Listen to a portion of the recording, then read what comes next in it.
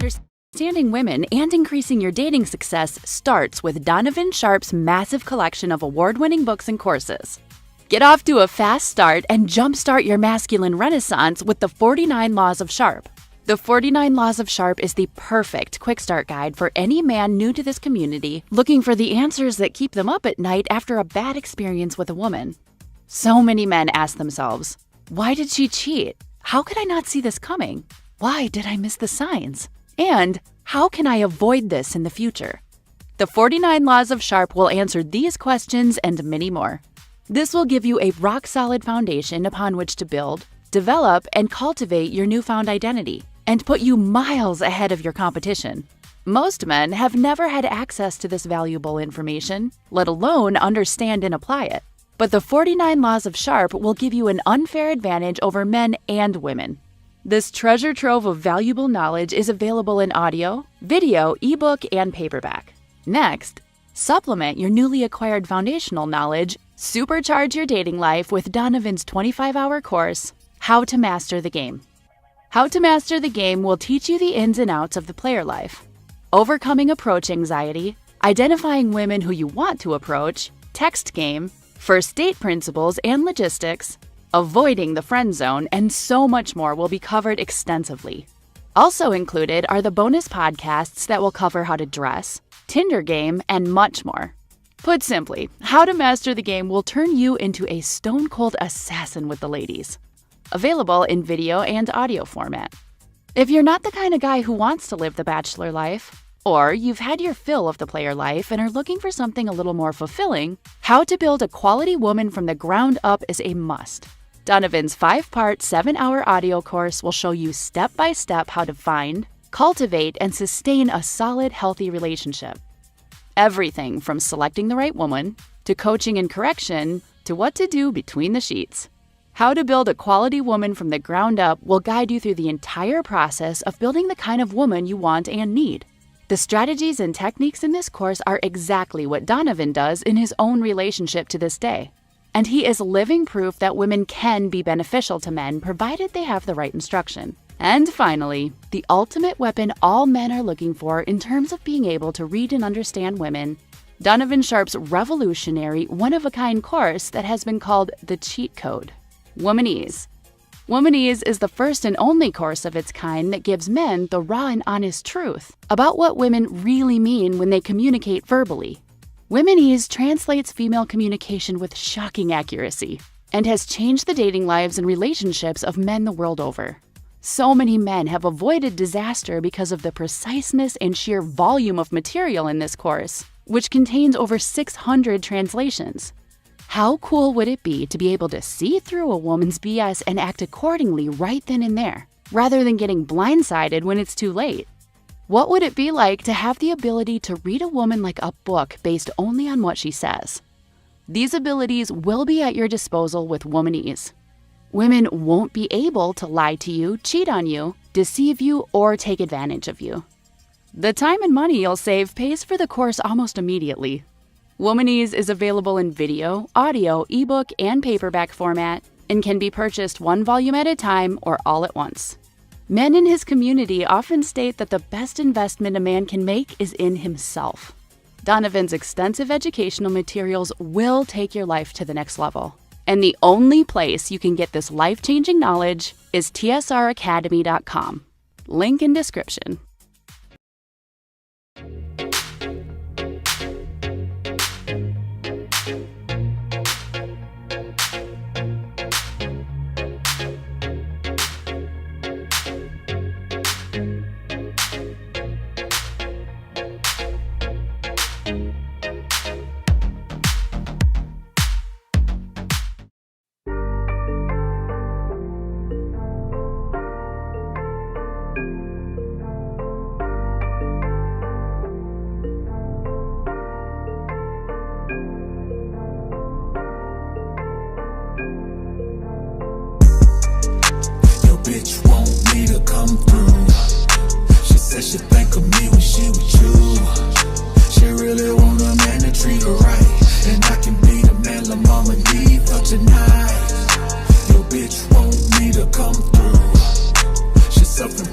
baby nigga blues.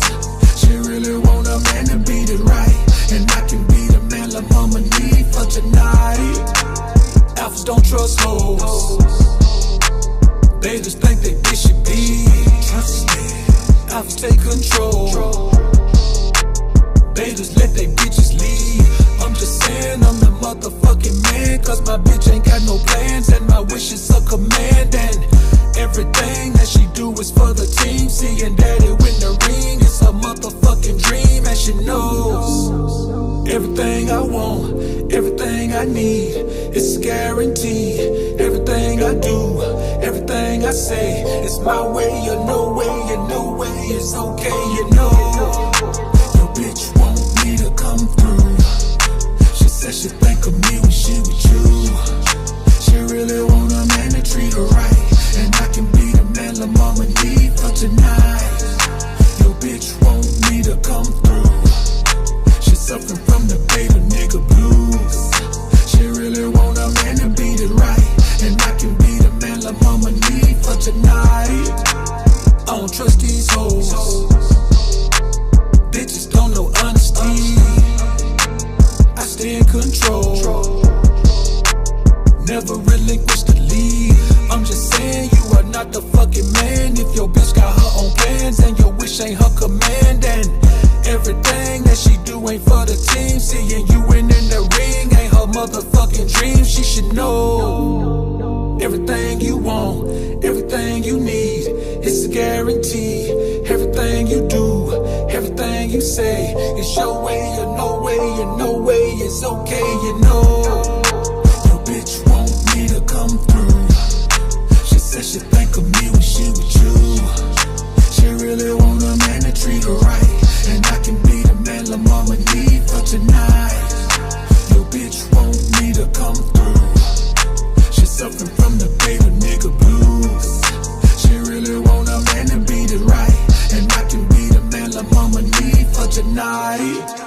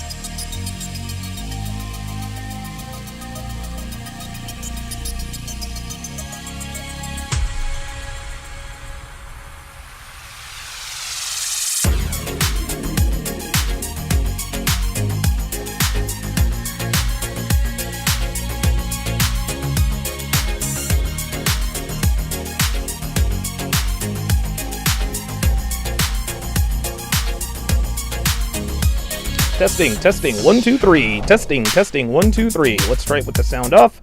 Testing, 1, 2, 3. Let me know if you guys can hear me in the chat. Make sure the sound quality's aight.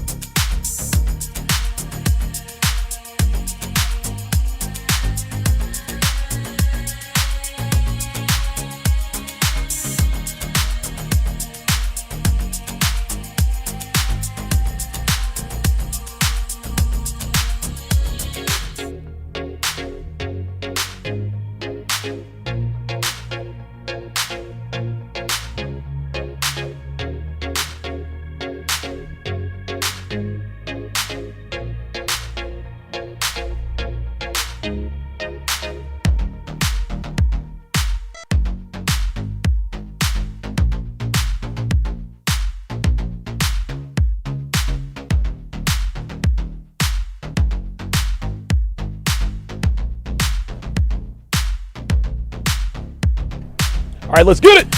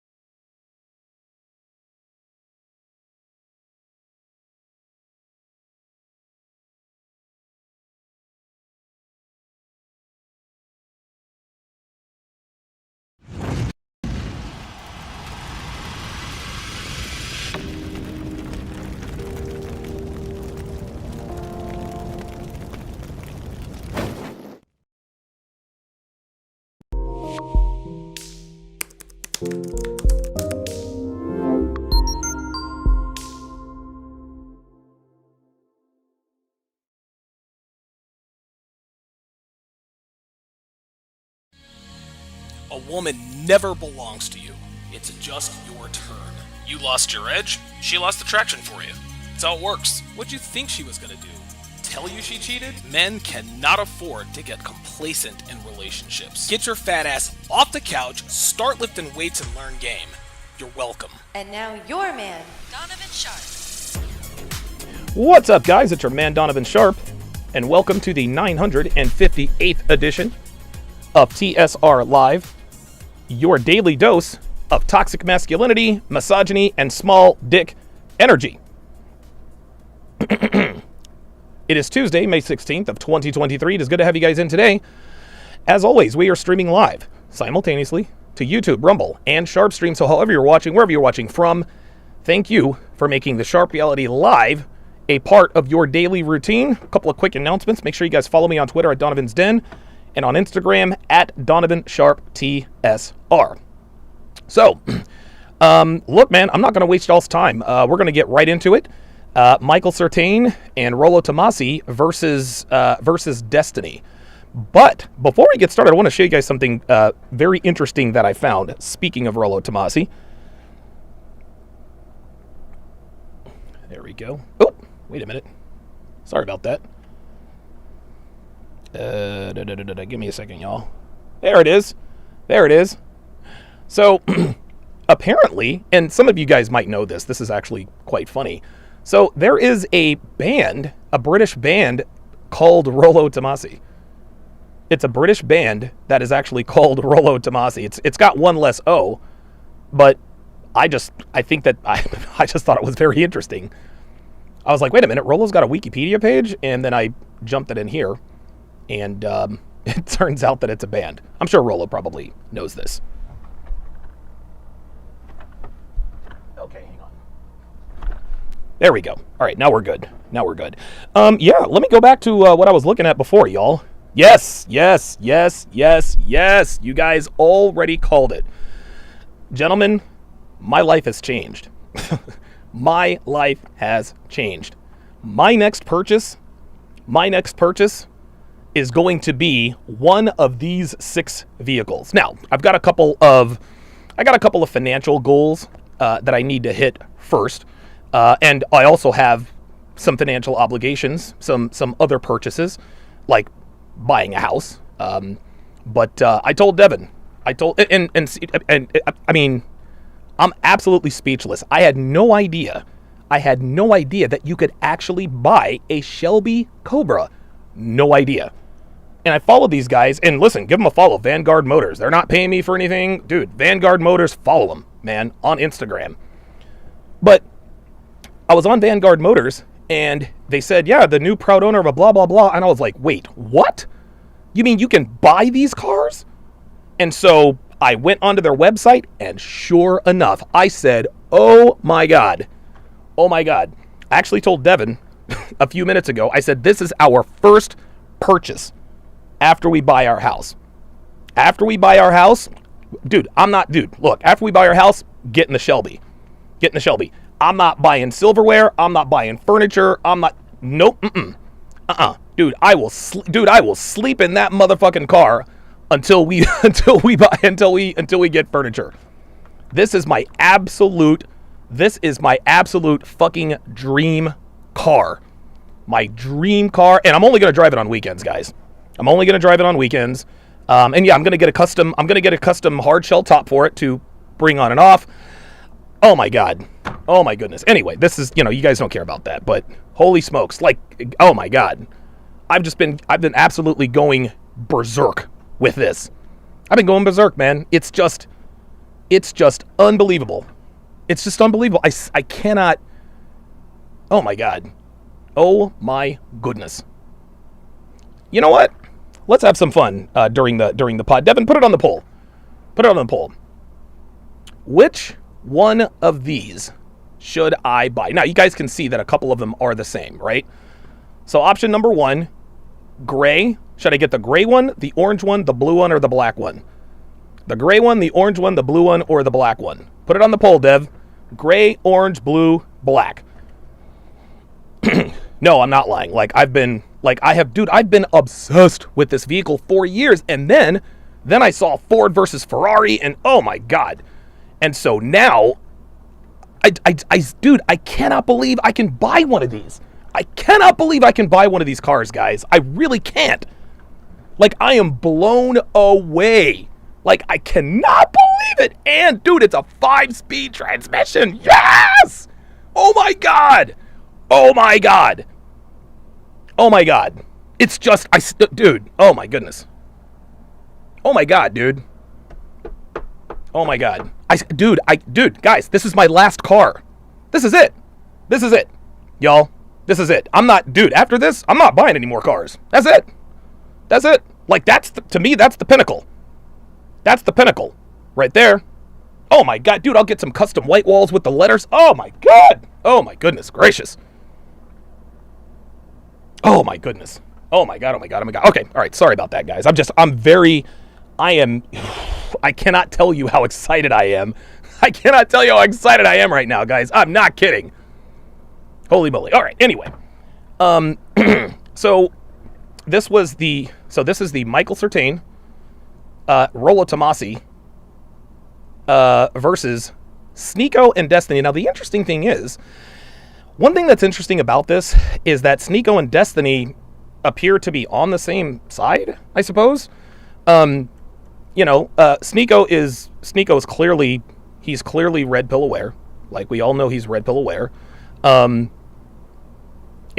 Destiny clearly is not. Clearly Destiny is not. And so it was a little surprising that they were on the same side. Now, I haven't watched this, of course, because, I want to react to this organically. Because this was a 4-hour live stream, I'm probably going to have to break this up into 2 different episodes, and I'm going to play this at 1.25 speed. So it's going to be just a little bit faster. The tone is going to be the same. The tone is going to be the same. But the guys will be talking a little bit faster. Of course, Destiny will be talking like the Micro Machines, man. No, I will not. Listen, Lorenzo, I will not end up like James Dean. I will not end up like James Dean. Look, check this out. This is the 427. This is the small block 427. This right here is the small block 427. 550 horsepower. I don't know what the curb weight is on it. I'll have to do a little bit more research. But no. You're talking about the 1200 horsepower. You're talking about the 1200. Oh, I forget. They gave it a special name. But no. Don't even. No. These. Devin said it's basically like a loaded gun, and I was like, no. I'm not getting the one that Bill Cosby almost killed himself with. I'm just not. Oh my God, I can't believe it! This is gonna be so cool. I swear to God, dude. Honestly, I might just sell my other cars because I don't think I'm gonna drive them after I get this. I really don't. Dude, we'll drive Dev's car on the weekdays. I'll drive the fucking Cobra. I'll drive the Cobra on the weekends. Oh my God, I cannot believe it. I'm sorry, guys. I'm sorry. I don't know. Anyway. All right. So anyway, REA 12 Figures with the $2 super chat says, my man Donovan, hell of a car. Shout out to you, man. I'm trying to tell you. Dude, I might get rid of honestly, man, I'm thinking about getting rid of my other cars when I get that. Because I'm not going to want to drive anything else. All right, let's get started here. Oops. To have kids when you're broke and haven't built yourself up yet and can't provide. Not every man is young and successful like you are. Well, sir, you will be armchair debating somewhere else because don't worry. Colin Stevens goes, you should ask the resident blue-haired cuck if he still supports the position on ethical CP, have him elaborate, and see if the panel agrees. That's not today's topic, my friend. Daniel J. Hernandez, that's the panelist his chick ran through. Not the best guy to get advice from. Be a man. Okay, Mulan. We got Fresh's stutter. Did he get invited to the round table again? El Fresh. I hope you haven't skipped any therapy sessions. It's fun, dude. I love how the chat makes fun of the guys. It's funny, actually. I like it. Let's thank you, sir. You've been skipping them sessions. Let's go. And he did come late, by the way, too. CPT. Yeah, he definitely did come late. Masculine Excellence goes, question for Destiny. You think it's important Well, for of course father he came to be late. physically present in their son's Psychically. life, particularly what? Psychically. Psychically. Oh shit. They Okay. probably meant physically, I'd imagine. But maybe they're that kind of person. Yeah, let's use grammar with some present of in these. their son's life, particularly during the adolescence and teen years. If so, how much in-person father-son time is necessary to raise a virtuous son? That might come up in today's topic. Zorino goes, I'd like to hear Sneako and others answer this. Is Leonardo DiCaprio a high-value man for scoring with 19-year-old models in his late 40s without having kids? Don't worry, we'll talk about that. 0259 goes, I like how Destiny makes fun of extreme RP ideology while he believes a woman's body count don't matter. Okay? We're going to get to that today, too. Martin, would you say Destiny fits the description of a placeholder husband and he's just coping when he says he's cool with his girl cheating on him? Yes. No, whatever, man. Y'all asking me This is about them guys, not us. Yeah, come on, man. Yeah, man. The answer is yes. The answer is yes. Myron absolutely knows the truth about what's really. He knows what it is. But again, Destiny's his guest, and he's not going to insult his guest. A lot of you guys, we treat women and men differently. This is just how it goes. Women don't take L's. That's why we dunk on them on Fresh and Fit. Man. Derek Stacy, $20. Have y'all looked into the Israel Adesanya situation yet? Stylebender. The UFC guy with the girl. Oh, yeah, we'll cover that probably next week. We will, yeah. Yeah. Israel Adesanya. I'll probably do a video on that as well. His ex-girlfriend of 2 years is trying to take half his stuff. No kids, no marriage. P Clown World. FNF W Sneako W Destiny W. Adesanya, I'll pay for all your lawyer fees to beat this case. Oh, that's crazy, bro. We can hold you to it then. Yeah, that's a crazy. That's hey, you're supposed to moderate, man. Be quiet. Salam Martin Sneako, vasectomy is not a solution. Better advice would be to make a bunch of money and leave the U.S. Okay. Samuel L. goes, Lyra Gonzalo has been arrested again by Ukrainian SBU at gunpoint. Really? There's a video. He needs your public support and the social pressure to save his life. Please bring attention to this extremely important fact. God help Lyra. God damn, bro. Is that like for the third time or the second time? Yeah, no, this is the second time. Yeah. That we know about. They're hating over there in Ukraine. I saw the second time. I didn't know. Charlie Jones, hi, I love Funna. Rolo's explanation of the tweet didn't make sense. He said a high value man is subjective to you, which it's not. Don't worry, we're going to actually define that at the top of the show. High value man is objective based on the marketplace of society. Otherwise, everyone is high value man based off our own subjectivity. All right. And then Nate Diaz goes, Destiny mind fucks women and keeps them on the line with Blue Pill Game. His wife is just a trophy 304. He's admitted last pod that he doesn't really care about marriage. Rolo at least lives life S&D. Say you should suck and dick. Okay, I don't know what that means. I don't think that's what the N is for. I don't think that's probably not. So Phil Alpha getting the French girl's number who he won't wife yet lectures FNF that high value men should want more than just sex. Is your Pat's hypocrisy padded with sermonizing? You guys are in too deep. Like these super chats are just waiting. I get a girl's number on a show. Look, man. Look, Sneako, say what you want. He can talk about the super chats being way too deep, but that was what, a 3-hour podcast? Yeah, it's gonna get deep. All right, I'm gonna open up the chat to subscribers. If you have been a subscriber for more than 5 minutes, you can chat until I decide otherwise. Chat mods, let's cool it. Let's make sure the trolls are under control. But I'm going to try to give every once in a while. I'll open up the chat. Oh. This is where you're humbled at the beginning of the show, right here. Don't worry. Any more about me sucking dick? Or? Let's have it come yet. Okay, I can leave okay, Breakdowns on the show, by the way. I've been following ever since he got on, and 40K subs. When anyone in this table hold a debate with CGA, we agree with a lot of his points. He's cool. Tell the truth. Did the show start late because Destiny was scissoring Sneako's girl? No. Oh my God! First super chat. Was scissoring Sneako's girl? What the hell? You guys have brought so much advice. My life credit score over. All right. Let's cover extra Asian all. Jesus. Special ops, 2 years counterintelligence, and now In terms, high value man, alpha male, hypergamy. Do you guys want to introduce yourself to the people real quick? Yeah, real quick. I think probably everybody knows who I am. Roel Tomasi, I'm the author of the 5 books that are the Rational Male series books. I'm Michael Sartain. I'm a former U.S. military officer. I flew 5 years special ops, 2 years counterintelligence, and now I have a performance coaching program, and then I host a podcast with him where we discuss evolutionary psychology. Oh, okay. So this guy's basically another Andrew Tate. Got it. Cool. Destiny. I'm Steve Bunnell. I host politics, YouTube, philosophy YouTube, and video games on YouTube, youtube.com/Destiny. I've been doing this for about 13 years. All right. Sneako, canceled streamer on Rumble, and certified douche nozzle. There you go. That is correct. Fantastic.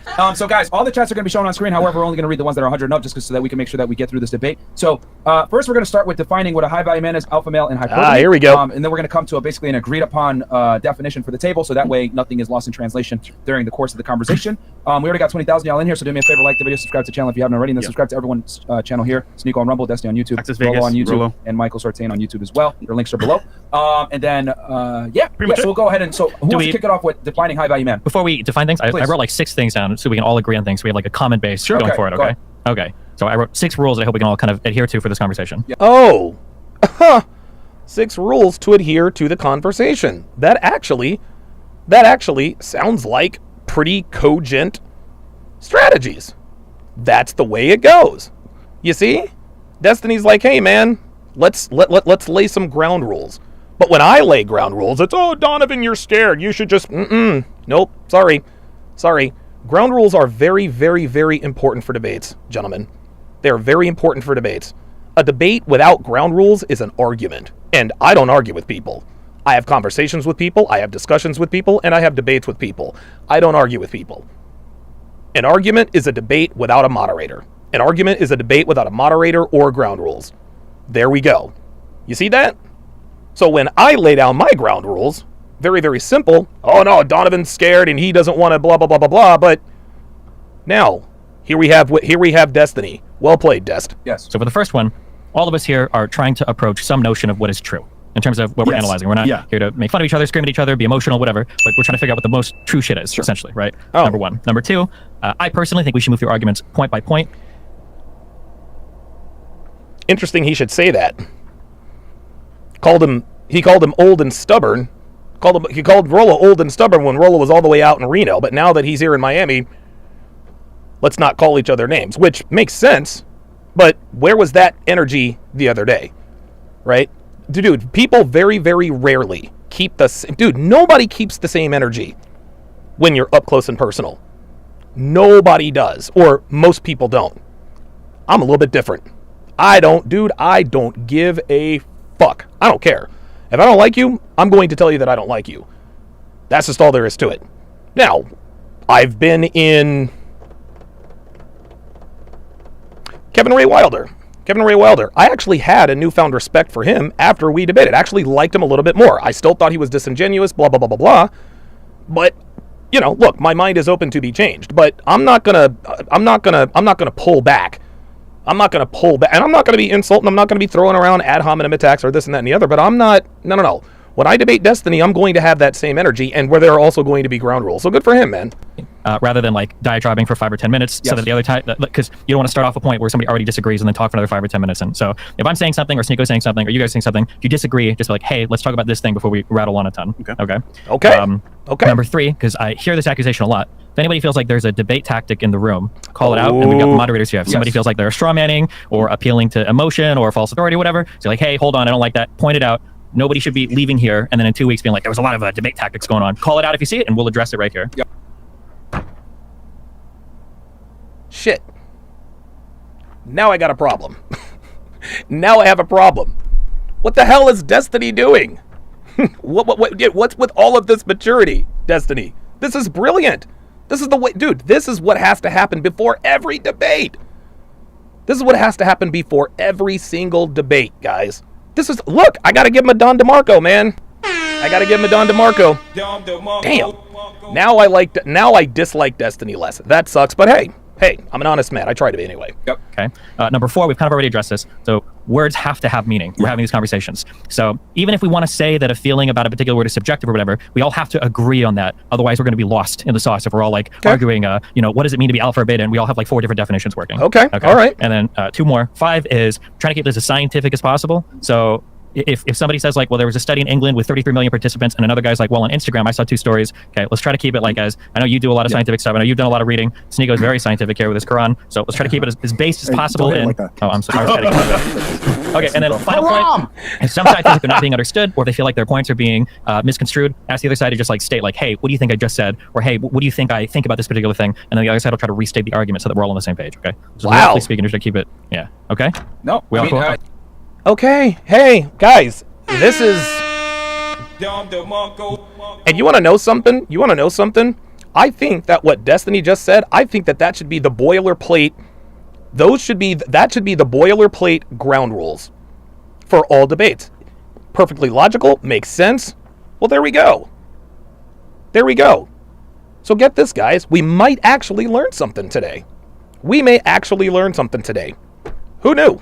Okay. Definitely, and we'll stay away from the ad hominems and keep it as cordial as possible. So yeah, we'll start with. And now we lost half of the viewers. Yes, there you go. All right, so we'll start with defining what a high value man is, and then also real quick, when we're making arguments, whatever, I'll be timing you guys at least on the vasectomy part. We're going to cover that first. But let's define what a high value man is. Mention how this started from last show or no? No, they know. Okay, trust me. There's 20,000 people they know. Okay. Yeah. All right. So let's define high value man. Who wants to take the first crack at it so everyone at the table can agree what it is? I'll go. Guys want me to go? So, of course, everybody wants to nail. Shout out to Afi Kingdom in the house. Afi Kingdom is actually, congratulations, he is our newest mod. Afi Kingdom is also going to be a speaker at the CME, so I'll leak that out there. Speaker announcements are coming soon. Stay tuned. Me on what's a high value man. Okay, so I could have said this on our last engagement here, is that a high value man is the man that other men want to be and other women want to fuck. That's straight out of I think it was my third book or my second book. Okay, that's too broad a definition, I think. So I could have just simply said that. People ask me all the time in the tweet or on Twitter and social media afterwards, why didn't you just simply say that? Okay, well, problem with that is because once you get past that, it's a little bit too broad of a definition. So I did a little bit of homework on the way over here on the plane. And we generally go to, the female delusion calculator on our show. Yes. And you guys have used the female delusion calculator as well. So what is a high value man? Well, we've asked that question quite a bit from pretty much every girl that we've had on our show. Now, should it be defined by women? Maybe, maybe not. But there's a criteria there that forms the basis, I would say. Should it be defined by women? It is defined by women, but not verbally, not logically, right? Justice Porter Stewart back in, I thought it was 1958, when they had the Supreme Court about the spicy movies, and his opinion, a court opinion is not an opinion. You guys will have to look that up. But his findings were, he said, look, man, I can't sit here and define spicy movies, but I know it when I see it. Well, with women, they know a high-value man when they see it and feel it, right? When a woman sees a man, she makes an assessment right there. We do the same as men. Then if she watches him a little more, maybe he's well-dressed, she sees how he works the room, women are attracted to him, men, seek his counsel, et cetera, now she feels the high-value man. Women can't describe a high-value man. They know it when they feel it and when they see it. That's how it works. But yes, that's how that works. Just the core principle of what is a high value man. So when we go through that, we go and we say, okay, well, how tall is that guy? How much money does that guy make? What is his? Is he obese? Is he and there's very specific details that go into that, and then through that we say, okay, well, that represents what, 0.02% of the population. Yeah, I mean, if you're specific, we're talking about the GSS survey, or not the GSS, no, CDC, the CDC and census stuff. So we always, and you guys do the same thing when we are looking to establish what is a high value man, at least as far as what women are looking for at that time. I'm not saying that there's a definition for guys as well. As I said, it's other men want to be and other women want to have sex with. So what parameters would you? Exactly. Good question. Now, you guys, right around the first year of your show here, you had Kevin Samuel sitting right here, and one of the things he said is that the guy must make something like $10,000 a month, I believe is what it was. Roughly, yeah. Roughly. So that comes out to $120,000 a year. Yeah. Can we agree that if you make $120,000 a year, would that make, as far as money is concerned, would that make you a high value guy? I think it depends on where you are. If you. Yeah, I agree with Sertain. Just because you make $120,000 a year does not make you a high value man, right? You can make $120K a year, but you could be grossly overweight, right? You might have frame control. You might be a wife beater. You might have a drinking habit. You might do drugs. You might play you might play video games. Just because you make a lot of money doesn't mean that you are of value to other people. Okay, so you make $120K a year, but are you the kind of man that women want to bang and guys want to be? If you're not, then you're not high value. You're in Manhattan, I think that would be problematic. If you're in Wichita, Kansas, that's a lot of money. Okay. So I think I'll give a very broad definition. I think we can all agree on this. I think in the broadest sense, when we talk about men, when we talk about what a high value man is, we think about what men are designed to do. I think that a high value man is somebody that can partition or acquire a lot of resources. Okay. In the broadest of senses. Okay. And that can be done in a lot of ways. Do we want to put a specific number on those resources? I think a lot is relative, so it's going to be more than your fellow guy. Right, so there we go. So I'll say 100K plus relative to the economy, right? So if you're in New York, 100K. If you're in New York, hell, let's go ahead and call it 175K. You make 175K in New York. You make 175K in New York. You're going to get a lot more for your money out in Nevada. Well, in Nevada, if you make 100K, not a month, a year, it's not going to go over so well in New York. So relatively speaking, yes. So if you make 120,000 a year in Kansas, you're the fucking king. Correct. Yes. If you make 120,000 a year in San Francisco, Yes. your neighbor is probably a crackhead. Yeah, Right? so It just there you depends go. on. Your argument last time was the subjectivity of what you were saying, and Exactly. that's the thing. And that's No matter the what number we subjectivity say is a subjectivity. For me, high value man is going to be the guy who puts fitness first. He's going to have a job that's scalable, where he's doing something that he loves, and he's going to have his options on what woman that he can date. Now, if you were to look at that and say, like, for instance, I like Greg Gallagher. I'm a big fan of How to Beast. Brandon Carter's a buddy of mine. Yeah. Wes Watson, Goggins, what's his name? Jocko Willink. Those guys. I Yeah, consider to be Jocko. high Yeah, value Jocko's men. a good dude. The thing is, though, if Greg Gallagher is dating a woman with breast implants and fucking plastic surgery, another person who has different religious beliefs is going to be like, no, that's haram, that's bad. So that's the thing. It's the subjectivity of it. Sure, I think important to keep in mind is when we say value, we're implying some sort of exchange between multiple people. So like a moral man or a virtuous man might be way different than a high value man. We can all probably think of people that are very virtuous or moral. Wouldn't someone virtuous who goes by the Quran then have a different definition? Like, for instance, you guys had a... Right. There are many different religions: Christianity, Muslim, or Islam, etc., etc. So I think that has to be in there as well. But that's a good conversation. Argument before about family creation. But I will say this. Regardless of what religion Andrew Tate is, whether he was an atheist, agnostic, Catholic, Baptist, Muslim, doesn't matter. He's still a high value. He's still high value. If several of those guys I just mentioned, they are not interested in family creation. They're interested in being the most attractive versions of themselves they can be. So you would have one person say, this is not a high value man. They would call that person a joke. And another guy would be like, yo, man, I have been used by women my whole life. I've been broke my whole fucking life. And I see this guy and he's fucking killing it. That's a high value man. The subjectivity of it is like something like when you... I don't think it's as subjective as you're making it. I don't think religious people would really disagree about that. I just don't think that, and this is where red pill kind of hits the wall, because it doesn't go past just how much money you make. So yeah, like I think something... Sneako's wrong there. Sneako's wrong. And I think Sneako's probably not as well versed as most of us are. Dude, I've been in this community for, good God, going on 9 years, since 2014. Hell, this is my 9th year.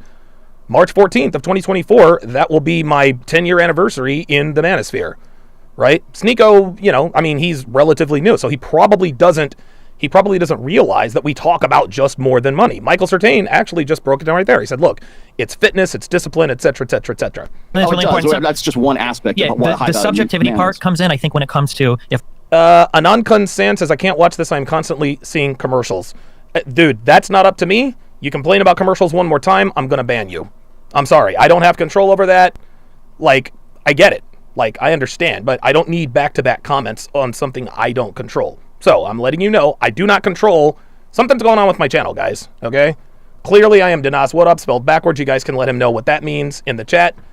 And when it comes down to it, maybe YouTube is running ads and keeping the money. I don't know, but I have nothing to do with that. So please, reserve your complaints for YouTube. Thank you. We use my broad definition of resource acquisition. The subjective part is, what do you need to acquire resources? So for instance, we say fitness, right? Fitness could be a proxy for acquiring resources. Sure. If you're hunting in the wilderness, a more fit guy can climb a tree, kill a bear, whatever. But in some societies, fitness isn't a proxy for how much money you make, right? I imagine that on average, there's probably a lot of really wealthy people that are not, I don't know how much Bill Gates can bench press, right? But for resource acquisition, he's very, very, very valuable. So, and then also I think we have to keep in mind... Holy shit, Destiny's actually making sense here. When I say high value, and I know Rolo likes to do this a lot, and so I'm going to try to play in this realm, I'm not trying to morally load any of these words. A high value man, so this question got asked, right? You mean just supply and demand? Yeah, so Epstein was a high value man, but obviously morally, a horrible character, right? Okay. And there's going to be a lot of high value people that have a lot of value in society in terms of how much resource they can demand, right? Or Genghis Khan or whatever, who are morally deplorable people. And there's going to be a lot of very morally righteous people, virtuous people, who don't really possess a lot of value. Maybe it's... Well, he said that Genghis Khan was morally deplorable. I don't agree with that. Men, we're designed to spread our seed as far and wide as possible. Women are designed to have the offspring of the highest value, greatest specimen of a male that they can find. Genghis Khan was simply doing what his biological programming told him to do. So I don't think that's morally reprehensible at all. It's a carpenter, or maybe If it's I can intervene real fast, I think one thing that we can all agree to, right, is I agree that it's immoral, right? A guy being high value. So it could no problem, Yanokin-san. I got it. Be someone or amoral. Amoral. It could be, someone that's good or bad, but I would say this. Respected by peers, has a skill set, he has a network of successful men around him, and we could say $100,000 per year, but let's say if you make $100,000 per year, and let's say like maybe a Kansas living type quality. Sure. So those are all subjective, but we'd all probably agree in the West. so that'll get you. So I would say we'd agree on that comes closer. Yeah, sure. We'd agree on the vector. True. And you seem to be agreeing with Myron now, but you also said last time that Elon Musk is not a high value man. Ben Shapiro's not From a particular context, no, he's not. From what context? Well, from the context that he is not married. Is a high value man married? And see, okay, now this is a very good point, because Rolo's married and he has a child, right? So, and listen, a lot of people really do, and I've never been one who wanted kids. But to me, my brother is a high value guy. My brother's a high value man. He is very successful. He's in the education field. He makes he makes really, really good money. I think he's probably going to end up as a high-level politician in that state at some point. He's got a wife and 2 kids. Beautiful family. Was being married or not? Well, it does to the definition that other people. Do you think other people think that being a high-value man would have some correlation to being married and have kids? I would say some people would say because the tweet that I made, everybody had a very big problem with not focusing on family creation or not getting married. So is a high-value man married? People saw it as advice. I think for the purpose of this debate, we want to probably keep it as simple as possible, so that it isn't extremely nuanced definition. I think if the person is married or not, should it matter? I think it should be on things that we can all mutually agree. Or how about we can agree that a person of high value probably has the ability to get married and have a lot of children, but they might not necessarily. If they choose not to do so. Holy shit, man! Very nice. So that's on them. Yeah. And going back to the morality, I think that's a fantastic point. Even though someone like Epstein is a deplorable individual, on paper he had a network of net worth people. David Alvarez says, Donovan, you're whack. At least Rolo had the balls to show up for the debate. I was a fan, not no more. No, David, you were never a fan. I had COVID, and I'm actually dealing with another pretty serious health issue that I'm only telling a few people about. So, look, sorry to see you go, David Alvarez, but no, you're not fooling anybody. You were never a fan. Stop it. Tony. He had politicians in his pocket. He had quite a bit of money. He had a skill set. He probably had a vasectomy too. Yeah, probably. Shout out to the CIA. Shout out to the CIA. Right now? I would hope so by now. He did have a skill set, and he earned a good all right, Shane, take care of on himself. paper, he's a high value guy, and I think that's something that we can all agree to. So we can. Fair enough. Okay, so we'll go off of respected by peers, has a skill set, network of other successful people around him. Morality doesn't matter, and we could say $100,000, if not more. And when we talk about $100,000, we don't mean $100,000, but we mean the ability to live in a certain way. Fair? Cost of living adjustment. Yeah, cost of living adjustment. Consistently. Can I take? Oh, you're probably going to say the same thing I'm going to say. Go ahead. Okay, but he also has to be useful. Yes. Correct? Yes. Utilities. Okay. Yes. Right. So there's a you have to be useful to other people. It's just like I said. Yesterday. Part of being a high value man is being able to enrich and improve the lives of men and women. That's just all there is to it, man. That's just all there is to it. Like not all there is to it, but I think that should be a part of it. Competency.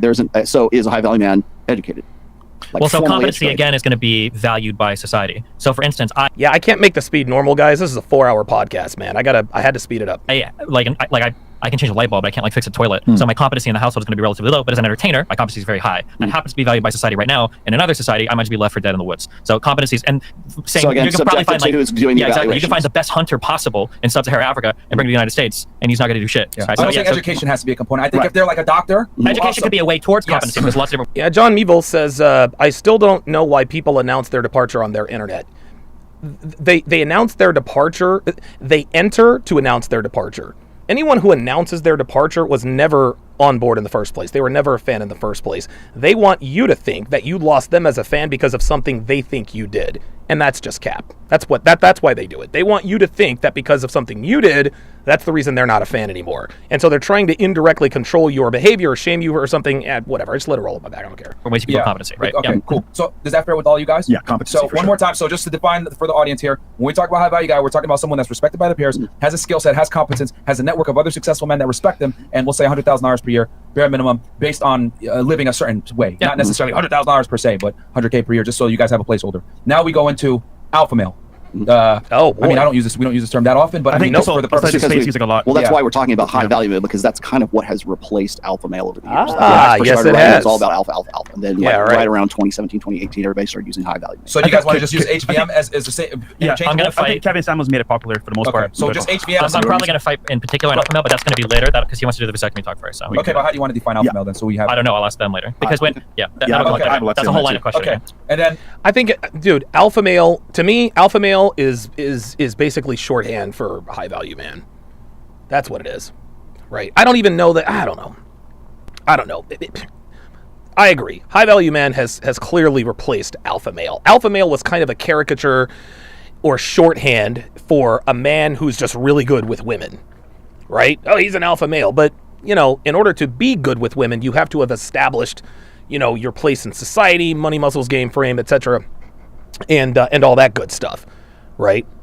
hypergamy. How do you guys want to define hypergamy? Let me do one more real quick on Yeah, the useful please. side of things, because I had a list of other things here. So it was like, as far as being useful and educate, I wanted to ask the education question. The other thing is, you got to be productive. Obviously, you got to be at least a productive member of society. Would that also be included in the conventional? It is, but idea all of what these a things high are value- proxies for value. So again, I'm very productive, but it's just because people like entertainment. In another society, I would have no production. And that's where the respect right? comes in, Yeah. because your productivity will align to some. Yeah. And then the other aspect of this is recognition. So people, when they see you, they understand that you are high value in some way. Like they go, Almost every human is the wired for people- resources. Exactly, but we're also plugging that person into a hierarchy. Well, when we I do think that. it depends on which hierarchy. Like he said before, Exactly, if and it goes to a that's mechanic why shop. that's the subjective thing that we're An trying to. extreme example would be like Stephen Hawking, right? Who had motor neuron disorder, was relegated to a wheelchair, but was one of the smartest men who ever lived. That's right. That would be an example of someone who's super competent, but in other areas isn't competent. I would consider him a high value man. But Yeah, Souls on 2000 says, I hate these terms, overused and corny at this point. No, they're not.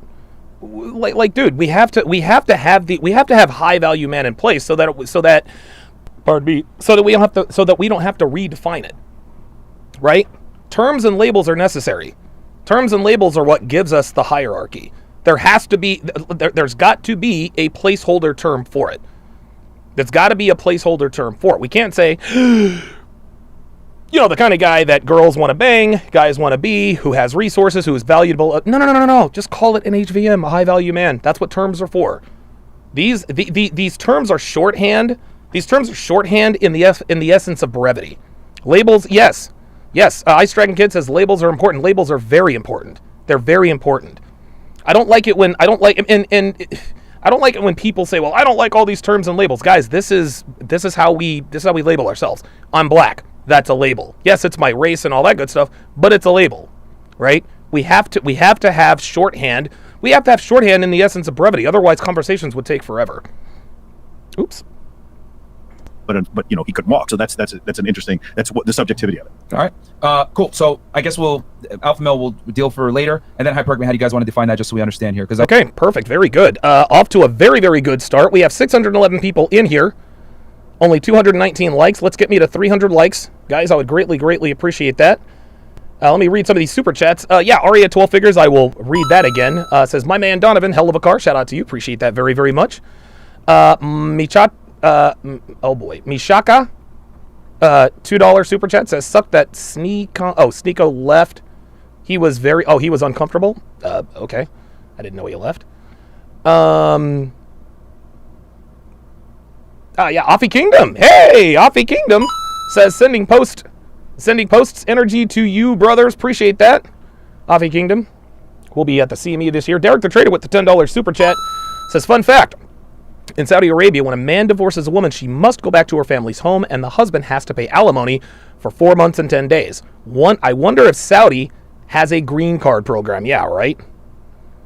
That would actually be very, very smart economically for them. Ken Rose with the $5 super chat. Appreciate that very, very much. Luke Red Pill Perry with the $10 super chat says, on a quick side note, $5,000 was a generous offer for Jason Black. More than enough money for him to move out from his mom. Yeah, man. Yeah, Jason Black, dude, Jason Black's a fraud. He's a fraud.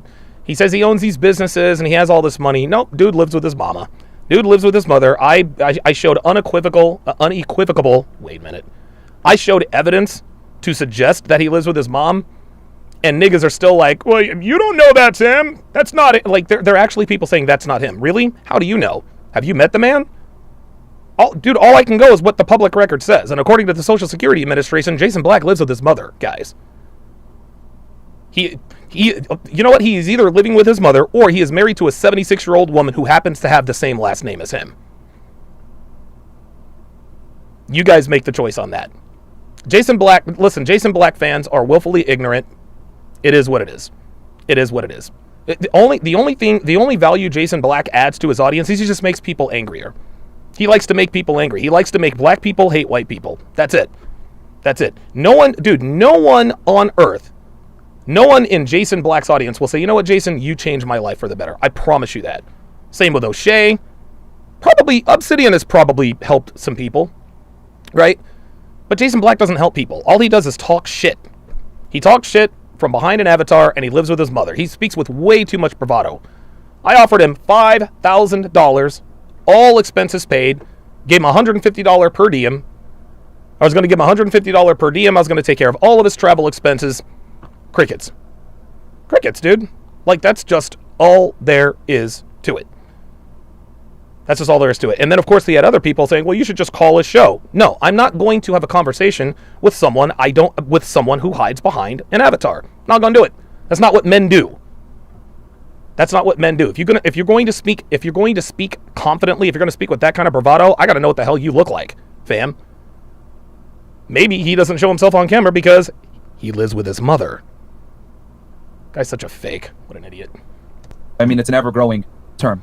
It used to be the practice of marrying up originally. So how do you guys want to do it? Well, okay, so let me just see if I can define terms here. Okay, so the classic understanding, if you go and you look in the dictionary, you go to Wikipedia right now, the classic understanding of hypergamy, to the letter, is it was a term that was used by a sociologist. I want to say it was in the 1950s, and he was studying the caste system in India. In Indian cultures, and how the tendency for women to marry from a lower caste to a higher caste. That was based primarily on the socioeconomic status of that person and that family and everything else, and that's the original idea came from.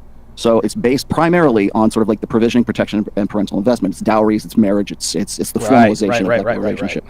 In the last, I would say, 20 some odd years, we broadened the definition of hypergamy to include the alpha fucks beta buck side of things. Okay? So there is the short-term sexual side of things because women mate up, across and up, as well as marry. Guys, let's be respectful. Let's be respectful. Be respectful, guys. Across and up. And as far as the definition is concerned, I've been trying... Farrico says, Red Pill has gotten really stupid. Then why are you here? To do this myself, right, is to expand the definition. But also... quickly, there was another comment. I want to quickly... He said, show the hard top. He said, okay, Brian. You know what, Brian 777? Fuck off, bruh. Fuck off. You're going to put the same thing in there? All right, dude. Fuck out of here. Dude, I swear to God, you guys are like little fucking kids. I said, let's respect the guest. He decides to put it in again. Okay, you're the fuck out of here. And for Rico 1, if you say the Red Pill has gotten really stupid, what the fuck are you doing here, bruh? If you're going to complain, get the fuck out, or I'll boot you out. Dumbass. Anyway, somebody said, show the hardtop version of the 1965 Shelby Cobra. There she is. There she is. Oh my God, isn't she lovely? See, this is the hardtop Shelby Cobra. Now, you can get a hardtop custom made for your Shelby Cobra, which is 100% what I'm going to do. Real talk. All right, let's continue. Sorry, guys. I'm going to be insufferable about this. You just guys have to understand that. All right, here we go. People like Jordan Peterson have been using that expanded definition for probably going on another 5 or 6 years right now. Yep. Okay. So that would be my definition of it. Can I? Okay. So to boil it down, will we say the practice of marrying and/or dating up when it comes to guys? The attempt. All right, 666 people watching, guys. I need 333 likes within the next 9 minutes and 50 seconds. If not, I will turn off the chat. Let's continue. This is so I'm going to come from an evolutionary standpoint. There is some algorithm that Homo sapien males have to where they can see a woman and be like, that woman's attractive immediately. It's not something that's taught to them. They know immediately that woman's attractive. The boner test. She passes it exactly. There you very go. Quickly. There must be some correlating algorithm in a female psychology to determine the men she finds attractive or would consider having sex with, and the men she doesn't. Now that is going to be more complicated because for women there are so many more things. What we talk about is statistics, negative kurtosis. There are so many more things that women are attracted to about men. The book Why Women Have Sex by David Buss and Cindy Messon lists 237 reasons why women choose to have sex, whereas for men it's like 4. So because of that algorithm, that complicated evolutionary algorithm, is hypergamy. That's what I would consider it. It is the way by which women sift which guy I like from which guy I don't like. It must exist just like it exists in men. So that's the way I would pose it. All right, would it be fair to say it's sifting up though, right? Yes, it's not course. sifting, just sifting. It's sifting up because her evolutionary imperative is to find the strongest son that she can. So that's an excellent definition. That's excellent the way he just laid that out. That's excellent. Men, we have sex with women for a couple of reasons. Women have sex with men for a lot of reasons. Oops, sorry about that. That strongest sign is going to deal with some competency or some physicality that man has that she's choosing him for. All right. Is that fair for you guys? I accept the definition, yeah. You accept that There you definition? go. All right. I agree. So a quick little recap. So we went over defining the terms. We went over high value men. We say about $100,000 when it comes to cost of living of a certain way, respected by your peers, having a No, I don't have that car yet, but that's going to be my first purchase after Devin and I purchase our house. skill set network of successful individuals around you, competence, and it is amoral. So even someone like Jeff Epstein, even though he's a terrible person, he would be considered a high value man on paper, just so that we have. Can you say Epstein? Epstein, whatever. Epstein doesn't matter. He's one of them boys anyway. He's one of them boys. Who cares? Listen, he faked his own death. He's fine. Whatever. And then we don't know about that. I'm kidding. hypergamy is the attempt, Allegedly. the attempt to mate up or sifting up and having filters for men. And then alpha male I guess that's a bridge we'll cross when we get there. So I guess we'll open up the discussion here, guys, with obviously the infamous tweet. Let's pull it up real quick, Chris. We got 28K y'all watching. So Like go ahead the and video, man. Sub to the We'll channel. probably have to kill the Facebook and Twitter stream here very soon. But come on over to You already said YouTube, cuck. guys. Doesn't that get you banned off of Twitter for cuck? Yeah, or Twitch for cuck? Yeah, I think so. We're banned on Dono. Twitch anyway. Yeah. Yeah. Okay, guys. So this was Rolo's tweet. So I'm gonna read it real quick for y'all. The quickest path to becoming a high value man. Number 1, do not get married. Number 2, avoid family creation. Number 3, vasectomy in your 20s. Number 4, live consistently. Vasectomy. Number 5, eliminate all sedations. Number 6, learn game and networking. Number 7, play to your strengths and build wealth. And then number 8, resist easing up on your focus. Okay. So I guess I'll turn it to Rol. Do you want to? Sure. Okay. So I think we have already established the fact that to be a high value man, we have that sort of a convention, at least somewhat of a conventional definition of that right now. Now, how long See you, Henry. would it take the average guy to achieve what we would in some way say this is what makes you a high value guy? I mean, it doesn't have to be the $120,000, but like the functional evaluated equivalent. There of you that. go. I think it takes longer for men, Yeah, for sure. to get to reach maturity and to reach a point of where they get their maximum, they can maximize their potential. Well, Oops. let's stick to the So- science because that's what he wanted. Number one, we had Richard Reeves on, and he talked about boys being 1 or 2 years behind women as far as development is concerned, and also from the book Dataclysm, men reaching their sexual peak around, or attractiveness peak around the age of 38 to 43, somewhere in that area. Yeah. So that's science behind what you're saying. It would take longer for men. But my Yeah, this is a very interesting comment by Square Table Degenerates. Says, I got no problem with red pill guys until they start talking about don't smoke weed or don't watch team sports. Donovan is not like this, but some are. Rich Cooper cough. Yeah, look, man. My opinion on Rich Cooper. Rich Cooper is obviously a smart, successful guy. But he strikes me just based on what the kinds of things he talks about and my personal interactions with him. It appears that he, I don't want to say he's stuck in the anger phase, but I think a part of him still is. There's nothing wrong with smoking weed. Smoking weed becomes a problem if it keeps you from your purpose, right? I take edibles at night to help me relax and go to sleep. I'm not a stoner. I'm not a pothead. It's the same thing. I'm not smoking it. I'm eating it. And I don't eat a bunch of them and get all fucked up. No, I do it to relax and, loosen up and go to sleep. And watching team sports is something that I have always done. I don't agree with guys who, and I don't agree with Richard with this. Like him and his guys, sports ball, yeah, like that sounds stupid, man. Like team sports, I'm gonna tell you what, guys. Team sports, watching and observing team sports, guys, it teaches you a lot. You can kind of forget about your problems for a while. It galvanizes you with your friends, your family, maybe your neighbors. There's nothing wrong with watching team sports. I don't agree with this idea that if you watch team sports, you're not an alpha male. I think that is the most ridiculous fucking thing I've ever heard. And I strongly disagree with Rich Cooper on that. Does that mean that I think he's a bad guy? No, of course not. But to me, Rich Cooper I think he's borderline purple pill with a dash of anger phase. It is what it is. point being is that, and I'll reiterate this one more time. The reason. Yeah, Mike Hawk says he's stuck in monk mode. I think you might be right, man. I think you might be right. I don't know. Listen. We're all cut from a different cloth. You know what I'm saying? We're all cut from a different cloth. I don't agree. A lot of his ideas are just you know what? He's almost like a MGTOW, to be honest with you. It's kind of like a MGTOW. He just seems to be really pissed off. He really seems to be pissed off about men who watch sports or smoke. I don't know. It's, look, he's rich, he's high value, he's got nothing to worry about. He doesn't give a shit what I think. I'm just letting you guys know what I think. Why I put this out there is because I watched you guys with Derek Moneyberg, and I think it was Brandon Carter. Who was on here. And Brandon Carter, I'm really impressed with Brandon Carter. I think he's funny, he's a great guy. But his sort of outlook on life is to maximize his efficiency, his potential. So it's, he doesn't go to the grocery store, he doesn't own a car, he doesn't... T.U. Tungo says, smoking weed bad, selling cocaine high value. Hey, man. Hey.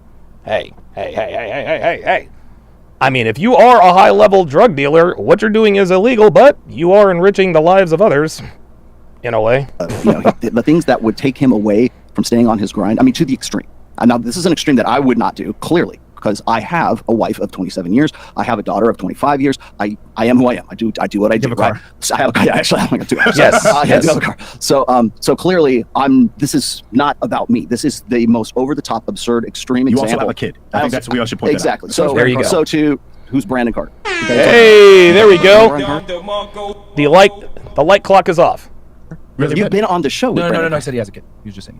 He also has a kid. Yeah. Yes, I understand. Sorry. I didn't know Brandon Carter had a kid. The idea is this: is that the most over the top, like, what are you willing to sacrifice to get to the point so that you can get to that state of being a high value male? Right. So, by the way, when I'm putting out the idea of vasectomy, okay, keep it coming because I love that one. But if there was a male birth control pill, I probably would have put that in there as well. Yeah, because of course.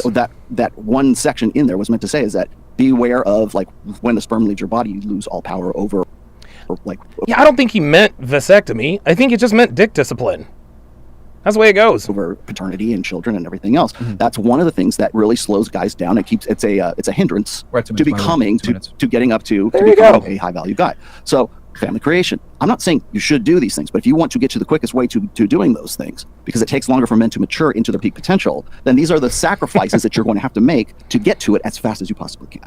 I feel like Sneako's probably going to take off from this because when I came into these spaces, so this is kind of a question that I had, and I think I fought with Fresh and Fit, I think, a lot on our first couple episodes, trying to figure out, like, yes, what are you guys advocating for? So when I would bring up, like, Andrew Tate tweets and Bugattis and all that shit, a lot of the times Bugattis. Destiny, say it right. Bugattis. These two clowns would tell me, they'd say, oh, this stuff's just a proxy for success. You don't actually need the Bugatti. You need the ability to buy the Bugatti. You don't need to travel the world. You need to have freedom, T.U. Tungo seems to be very, very educated on pharmaceuticals, man.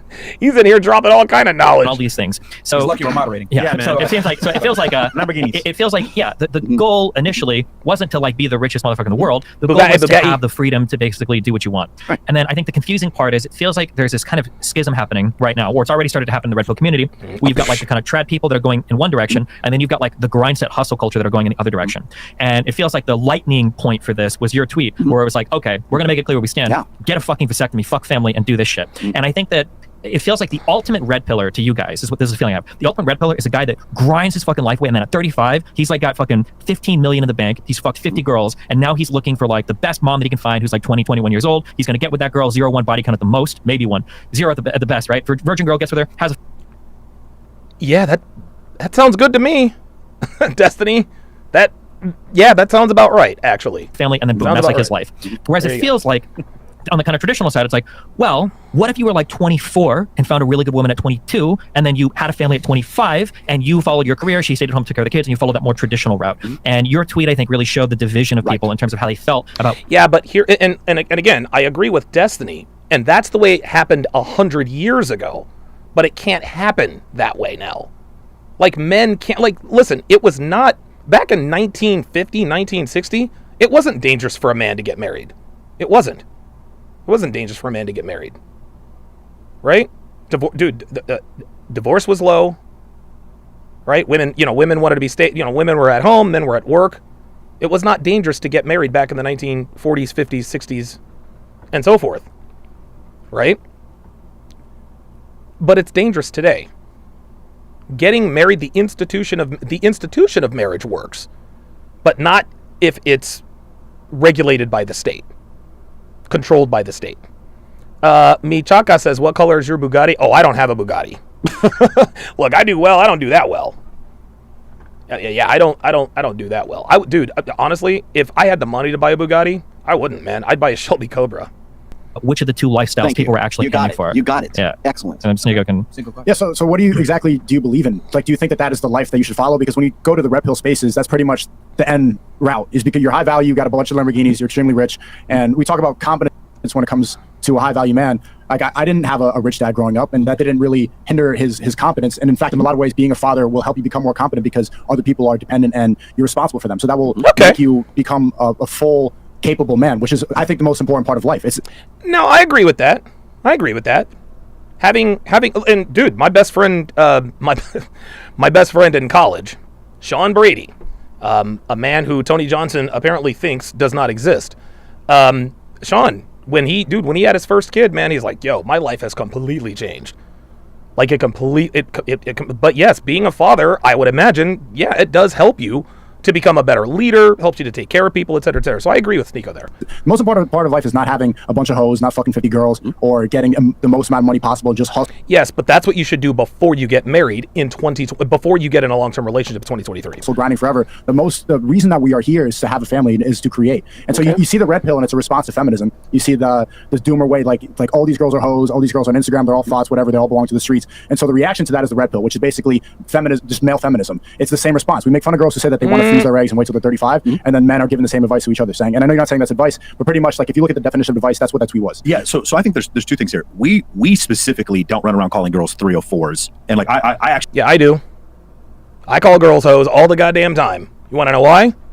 Because they hoes, and she belongs to the streets. Have a problem with it, because I hear you sometimes talk about the audience there. We have to separate the audience, almost like Christ, Christianity, and the church. We have to separate the audience, because I agree with you. There's some shit that I see that people write on your streams as well, where I'm like, what the fuck is this, man? This is crazy, and I don't want to be associated with it. Red pill is not, and again, I'm red pill adjacent. Red pill is not something I get a union card for that I pay dues for. It's an ethereal thing that just sort of exists. Like, he calls it a praxeology. So the idea that, like, one of the things that's happened is every time, because he calls himself the godfather of it, when somebody does some stupid shit in the arena, then it's his fault, and then we're gonna punch his book. Because now the thing is, it's just a cloud, but then there's a book. Okay, now we have a physical thing to attack, and now Rollo has a tweet. Now we have a physical thing to attack, and so that's part of the issue, is that, like, now he's being held accountable for every. And I agree with you. Some of the things you hear are fucking idiotic, over the top, yeah. Right? Because here's an example. When we go over the psychological studies that show that men don't have the same, they don't necessarily cheat more because they have more higher body count, but women do. They tend to be unhappy in a relationship. There's the Institute for Family Studies study that we refer to all the time.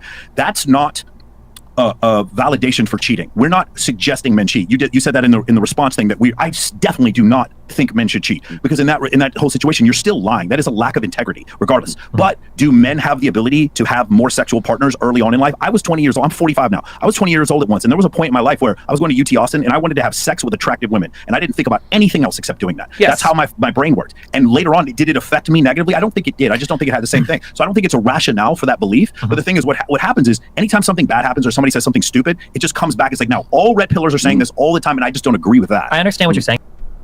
Okay. So that's the first time I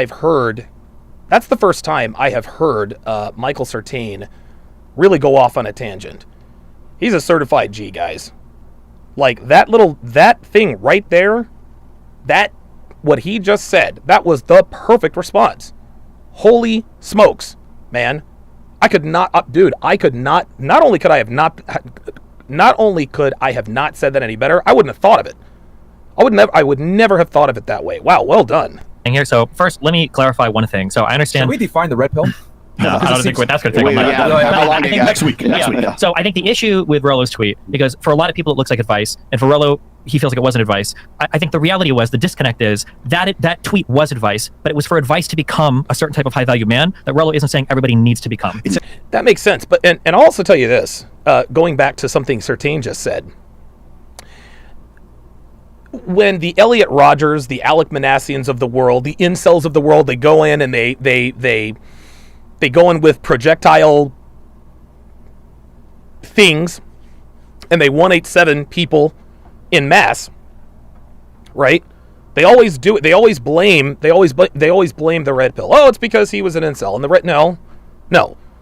We can't control what people do. Guys. Just like Lisa Faye, who came onto my show and says, well, what if somebody goes out and 187 somebody and says, Donovan told me to do it? What are you going to do then? I had to cut her off immediately. Because at that point, she was suggesting that I was inciting violence. She actually said that. Not inciting anything. I'm giving men, I am telling men my personal stories in terms of how to be better with women, how to not get finessed by them, how to get easy sex out of them without getting your pound of flesh taken from you, and so on and so forth. That's what I teach men to do. And then when you've moved past the player phase, that's when men like me say, hey, if you think you're ready for a relationship, understand that there are risks involved. And these are the things that you need to do to mitigate said risks. And gentlemen, I practice what I preach. Everything I tell you guys to do in terms of risk mitigation, I have done. I trained Devin for 18 months. There are certain requirements that I have for her. The townhouse we live in, it is in my name. All of the cars we own are in my name. We live in New Jersey. This is a non-common law marriage state. When we move to Nevada, it'll be the same thing. We are getting married on October 12th in Miami. That's not really a wedding. Legally, it is a commitment ceremony. But Devin deserves the title of wife, so I'm going to give her the title of wife in front of our friends, the family, and the world. That's generally how that works. But if someone goes out and commits violence in the name of Donovan Sharpe, that's a false dichotomy, or that's a false that's a false blame. I don't control what people do. I don't control what people think. People can either take my advice or not. But I don't have control over what my audience does, and neither does Rollo. It's ridiculous. The quickest way to get to this part, it was the advice to do that, but he wasn't necessarily advising you to do that, right? It would be like him tweeting out, like, if you want to become the flattest person possible, jump off a cliff. And say, well, is that advice to jump off a cliff? Well, if you want to be the flattest person possible, but you don't have to do this thing because you don't have to be the flattest person. Yeah, exactly, sure. Well, and the other thing is, there was a few people who got it almost immediately. Hotep Jesus got it immediately. He did stream it. Jedediah, while you were on with Jedediah, she got it immediately. She's like, I know Rollo. I know he's not like this. I know this is a troll. This is she understood it immediately. But then I also saw she's familiar with my background. I also saw you tweet the next day, like you were kind of making fun of the TradCon way of life, saying that you want to be at your funeral bed with a bunch of kids around. I was saying that I'd rather be listening to metal in your car. I was mocking the idea of this sort of pastoral kind of Norman Rockwell fantasy of dying on your bed with, like, as an old man, with surrounded by grandchildren and whatever. Sports Fisher, we don't use a beta move anymore. Like, dude, you ignorant Johnny come lately.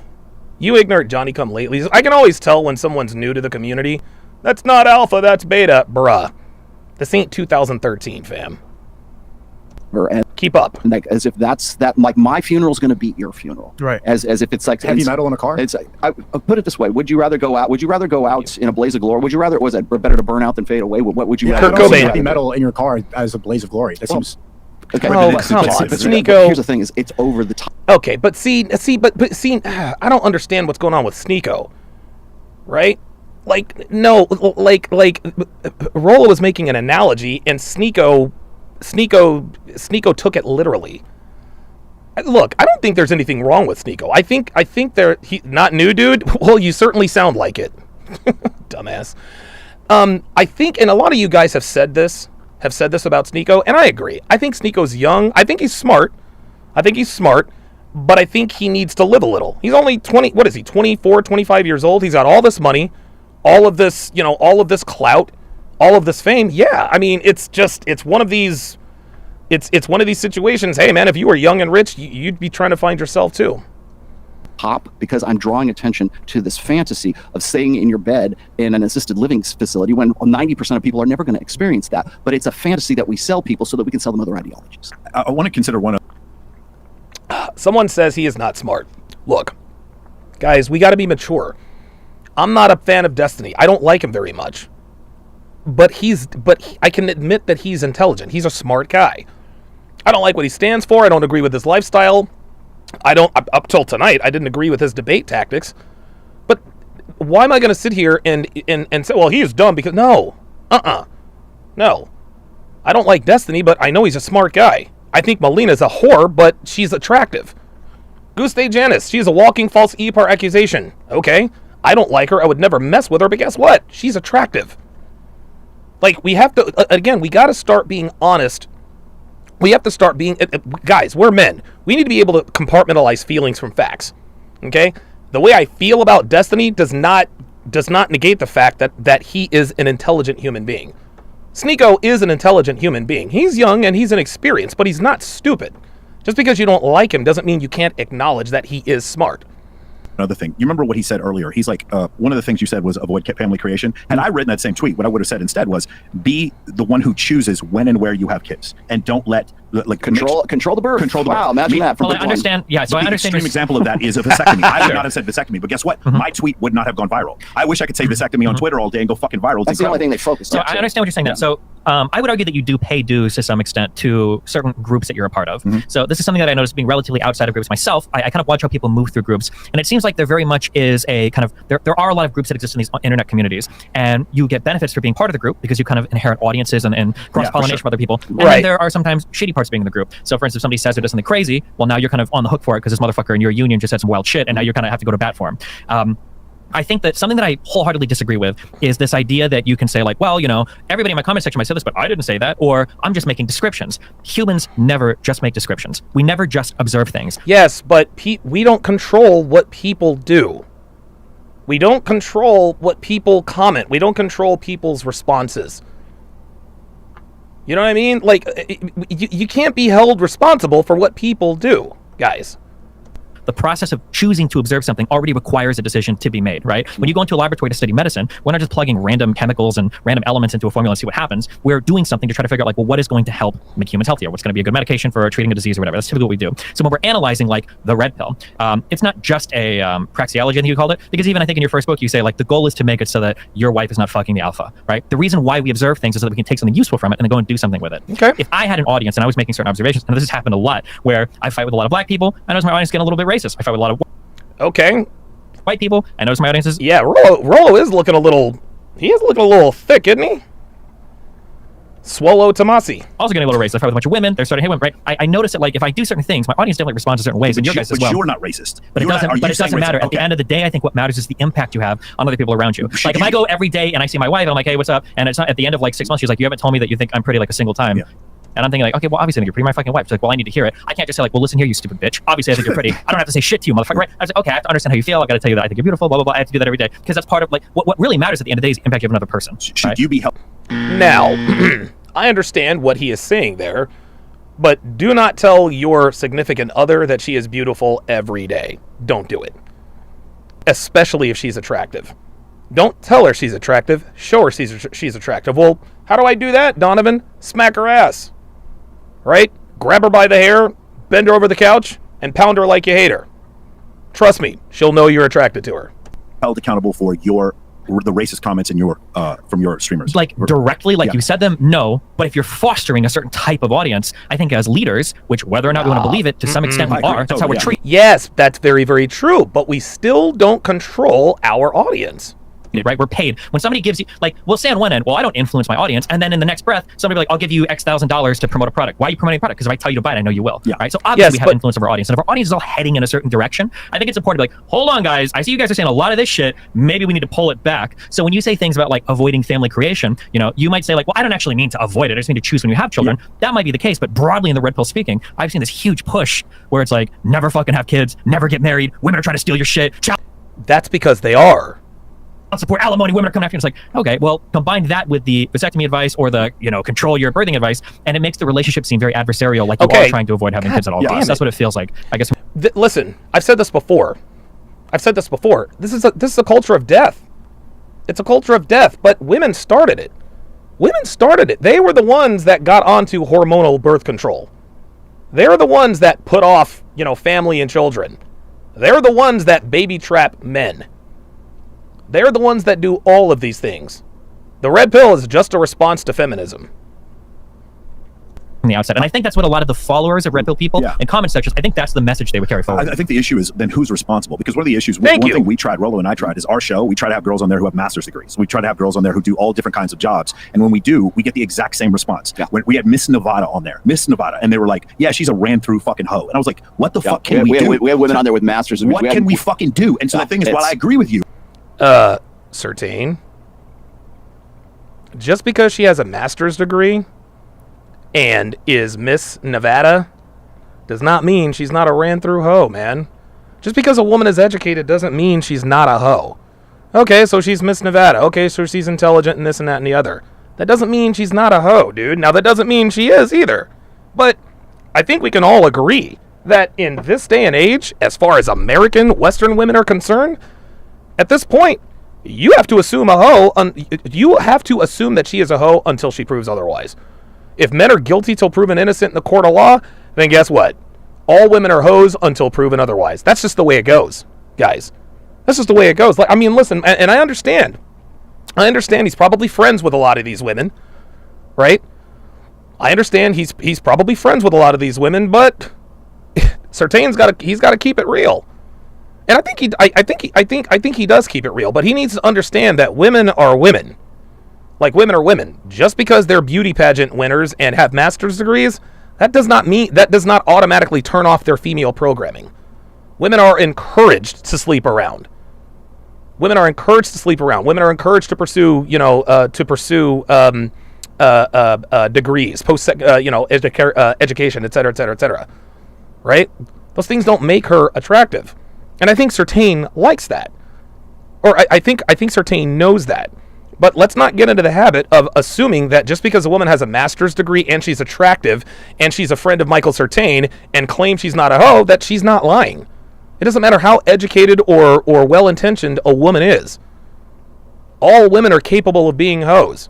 And like I said before, every woman is a hoe until proven otherwise, especially attractive women. Miss Nevada, she's probably got dick thrown at her all the time. You think she's never had a one-night stand living in Las Vegas? Is she married? If she's not married, she's probably a hoe. That's just all there is to it. So I disagree with Sartain on that one. No matter what we do, this audience still exists and they still talk about it. Yeah, but why do they think that? What do they think that about these people? The thing is... Because they want something to complain about. They want something to bitch and moan about. Yeah, but they could complain about anything, right? They're choosing to complain about these particular subjects, I also right? don't think commenters are the normal in the middle of the distribution. I think commenters are on the extreme ends of the distribution. Thank you. Wow, Sartain is cooking. Sartain is cooking. Dude, commenters and chatters. Commenters and chatters on the negative side, those are on the fringe, guys. Those are on the fringe. Anybody, dude, anyone, even if somebody is worth trolling in the comments, why? I've never understood why a man feels the need to troll another man. I've never understood it. Never understood it. Which is why I personally don't feel super responsible for some of the idiotic things that they say. Thank you. I do understand what you're saying. Are we fostering an echo chamber? We specifically aren't. Well, like people think we're soft on the girls because constantly we don't. They think we are so soft on the girls. We're not like in their face too much because they're looking for blood. They're looking for something that's exhilarating. They're looking for Jerry Springer. You know. Yep. But how many people do you think saw that tweet and whether or not you call it advice saw that and they're now going to apply it? Especially because we talk about how important it is. Doesn't matter, Sneako. Doesn't matter. If they apply it, that's not Rolo's fault. Even if it was advice, if they get a vasectomy, that's not, you can't put that on Rolo.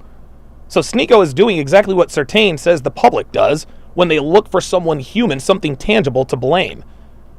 I got a vasectomy because of Rolo Tomasi. No, you got a vasectomy because you decided to. That's like a girl saying, well, She-Ra 7, or what was her name, this internet hoe, told me to sleep around, so I slept around. No, you slept around because you wanted to. You wanted to. That's what it comes down to. We don't have control over our audience. Yes, we do have influence, but we don't have control. And there's a big difference between control and influence. And I say this all the time, and I'll give you guys the perfect example.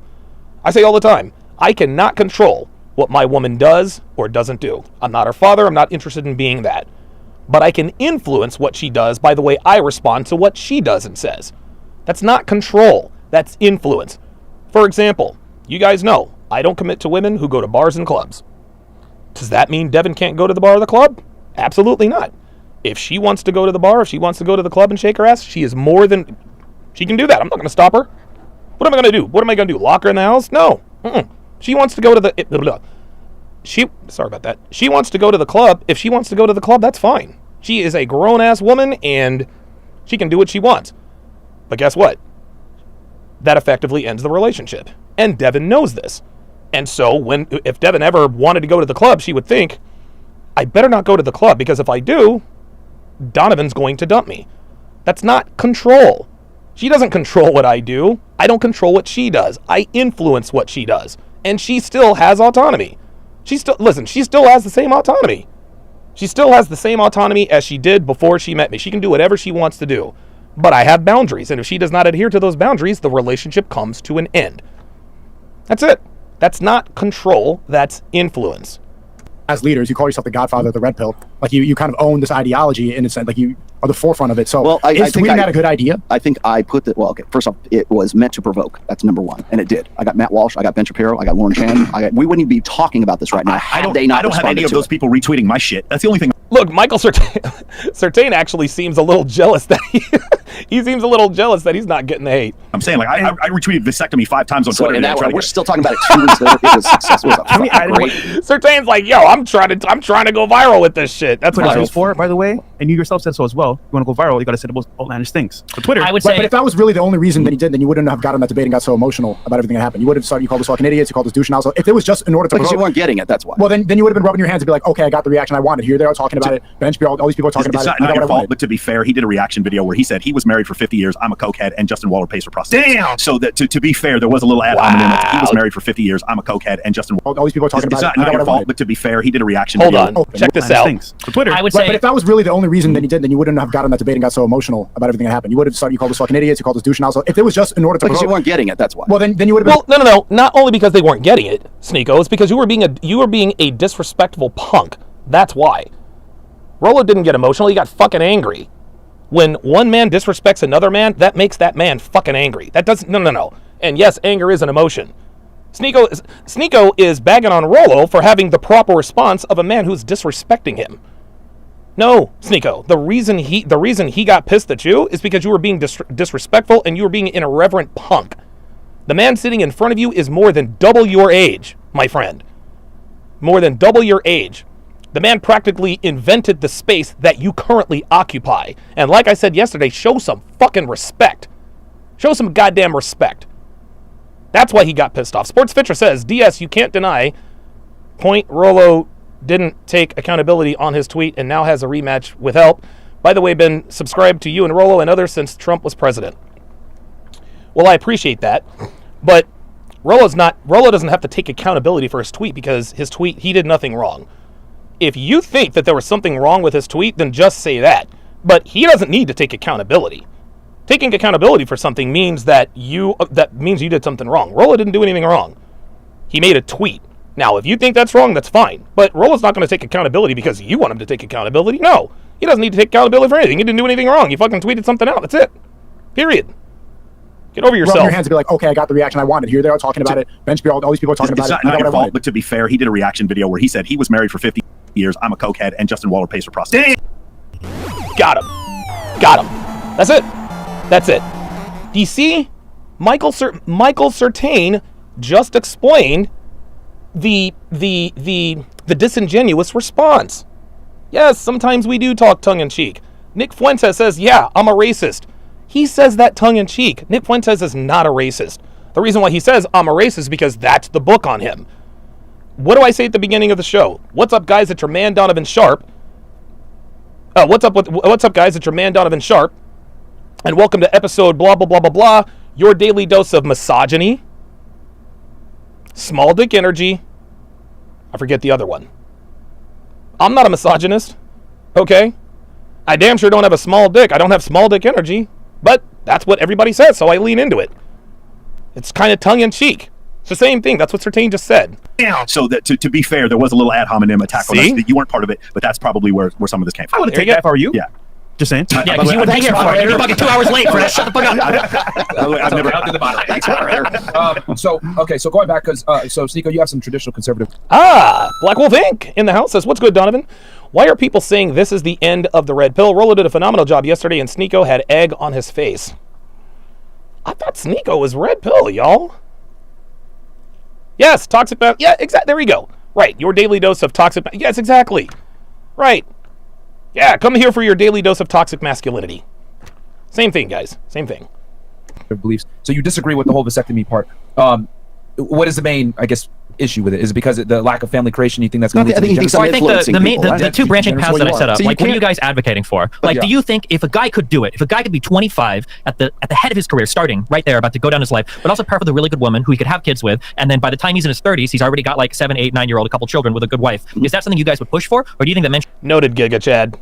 Noted, Giga Chad. This is going to be a 2-part episode, guys. Should stay as far the fuck away from that as possible and wait till they hit those prime years of being like 35. So the answer would be somewhere in the middle. I think it's how over time, because I think social media has ruined things so much. If you know the whole thing where we talk about 33% of men having 0 sexual partners, that hockey stick starts at the advent of the Facebook app on the iPhone in 2008. You can see it just shoot right up to where it was 12% of men or 16% of men with 0 sexual partners, and it got up to 33. So the thing is, what's happened now is I would say it's statistically less viable, not unviable, but less viable for the 24-year-old to marry the 21-year-old and feel good about it, because by the time she's 31 and he's 30, or she's 31 and he's 34, 35, the dynamics of his relationship are going to change. He's going to make more money. He's going to see the world differently. Now, I'm not advocating he leave his wife, but now those pressures existed where they didn't exist before 2008. Sure. So so I would push back against this strongly. So here's something that I've noticed. Okay, people. Wow, a lot of you guys really don't like Sneako.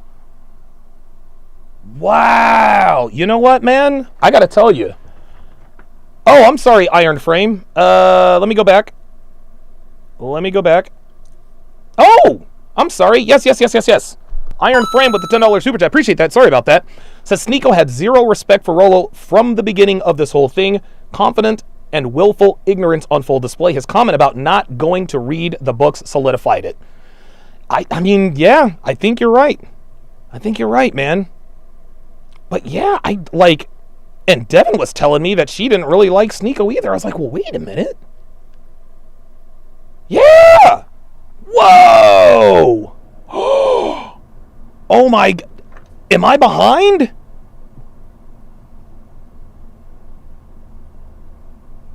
Oh my goodness. I like Sneako, man. Now, yeah, Dr. Durden, you're right. Says that's what happens when you disrespect one of the leaders in the space. Okay, yeah, I mean, listen, he made his bed, he's got to lie in that. Zena Hafiz to Sneako. Whoa, okay. Oh my god, dude, I guess I'm just behind, man. God damn. Okay, all right, looks like I'm gonna have to do a little bit of research. Like, listen, I've met Sneako before. Like, I've had, like, him and I, we had about a 15-minute conversation. We were out on the deck of the yacht, just shooting the shit, man. I think he's a smart kid. He's got a good head on his shoulders. I just think he has a lot to learn. But damn.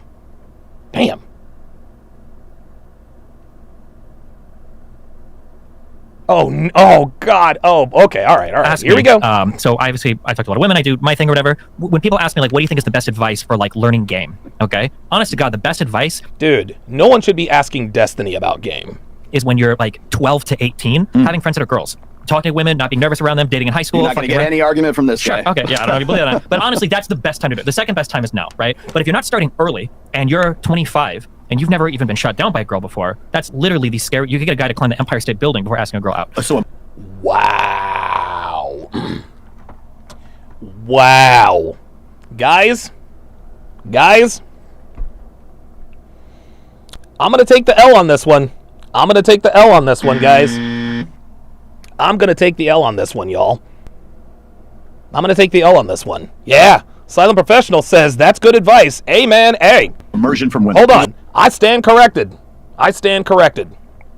At least in this context. Let's watch that again. This makes a lot of sense here. More money, he's going to see the world differently. Now, I'm not advocating he leave his wife, but now those pressures existed where they didn't exist before 2008. Sure. So so I would push back against this strongly. So here's something that I've noticed, okay? People ask me, so obviously I talk to a lot of women, I do my thing or whatever. When people ask me, like, what do you think is the best advice for, like, learning game? Okay? Honest to God, the best advice is when you're, like, 12 to 18, having friends that are girls. Talking to women, not being nervous around them, dating in high school. You're not going to get any argument from this guy. Okay, yeah, I don't know if you believe that. But honestly, that's the best time. The second best time is now, right? But if you're not starting early, and you're 25, and you've never even been shot down by a girl before, that's literally the scary... You could get a guy to climb the Empire State Building before asking a girl out. Yo! Hey! Look, I can't argue with that.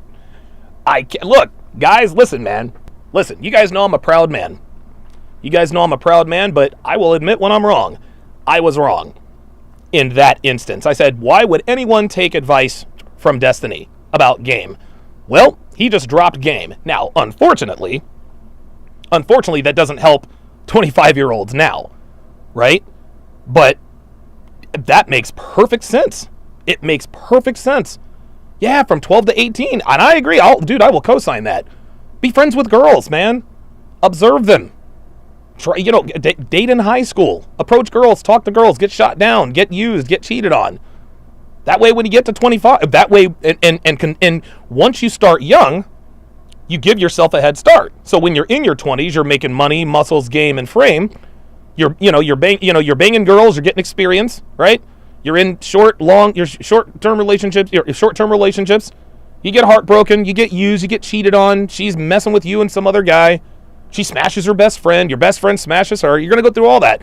Then by the time you're 35, you really have your shit together, because at that point, you now have better than 2 decades of experience with the opposite sex. Okay, all right. So immersion from women, being around women consistently. Yeah, in those warm spaces Totally where agree dating with and you, everything is possible, right? But the issue is when we push on this grind set shit so hard, and now you're getting a guy that's like 32, and he goes on a date with a girl, and he wants to talk about like white papers for crypto coins. How the fuck is this guy going to be? Yeah, he's not going to do that. In his mind, in his life, where he's ready to like find a woman, settle down with a family. Like, how does he turn that on The instantly? grind set guy doesn't mean you don't talk to women. Yeah, shout out to MLD, by the way. Yes, money, muscles, game, frame. Ever. It just means you're not looking to get married. Well, one of those pieces of advice, like eliminate all sedations or whatever. So what that means is like eliminate pornography, Yes. eliminate alcohol, yes. Eliminate prescription, opioids, whatever. How do feminist eliminate women not fall under the category of sedations? Feminist women. Yeah, how do these women, how do I'm not hoes, for tracking example, with- if you're talking about porn as a sedation, drugs and everything like that, can't you group hoes directly into the category of sedation? You mean Wow, that is a good question by Sneako. That is a good question by Sneako. Man, that is a very good question by Sneako. Wouldn't you count? I think, you know what? That's a very good question, and I think the answer is yes. Because back when I was in Vegas, all I was trying to do was chase girls. That's all I was doing. Any man who's all about getting pussy and chasing girls and all that, that's a sedation. A sedation is what keeps you from your purpose. Drinking, drugs, alcohol. The excessive use of drinking, drugs, and alcohol. Yeah. I think that is I think that chasing hoes is a sedation. How about that? Loose women or feminist women? Is that what you're saying? Exactly, because you're not looking for anything further than that. It's just a way to get some dopamine release and just have a little bit of fun. Okay. It's pretty much equivalent to playing a video game or watching porn. It's not anything like. No, not really. It could be. I think that chasing women in your 20s is a sedation, but that's a sedation that you can control. Everything in moderation, right? Drinking, drugs, alcohol. Right? Listen, I'll have a cocktail every now and again. I'll have a brandy after I get off the stream. Right? But I'm not day drinking. I'm not drinking all the time, right? I don't smoke weed, but I take edibles. Or actually, I have to see. I'm a lightweight. I have to cut my edibles up into into quarters, because I tried an edible a couple weeks ago. I went to bed at 9 o'clock. Dude, I didn't wake up till noon the next day. I said, okay, I had to cut them up. But I agree with Sneako here. I think that girls are a sedation, but I think that you should reduce your sedations. If you want to smoke a little weed with your homeboys every now and again, I don't have a problem with that. If you want to get together with your boys every couple of weeks, I don't know what games are good now. I'll just date myself here and have a Street Fighter tournament. Okay, that's fine. I know I'm dating myself, but hey, I go with what I know. I go with what I know, right? If you want to get together and have some drinks with your boys, maybe even get a little tipsy. Who knows? Maybe get sloshed every once in a while. No problem. Just don't make it a habit. Well, it's the same with girls. If you want to chase girls here and there, do it. Just make sure it doesn't consume your life. I think that girls can definitely use sedation. How about that? You guys are telling me that Xena.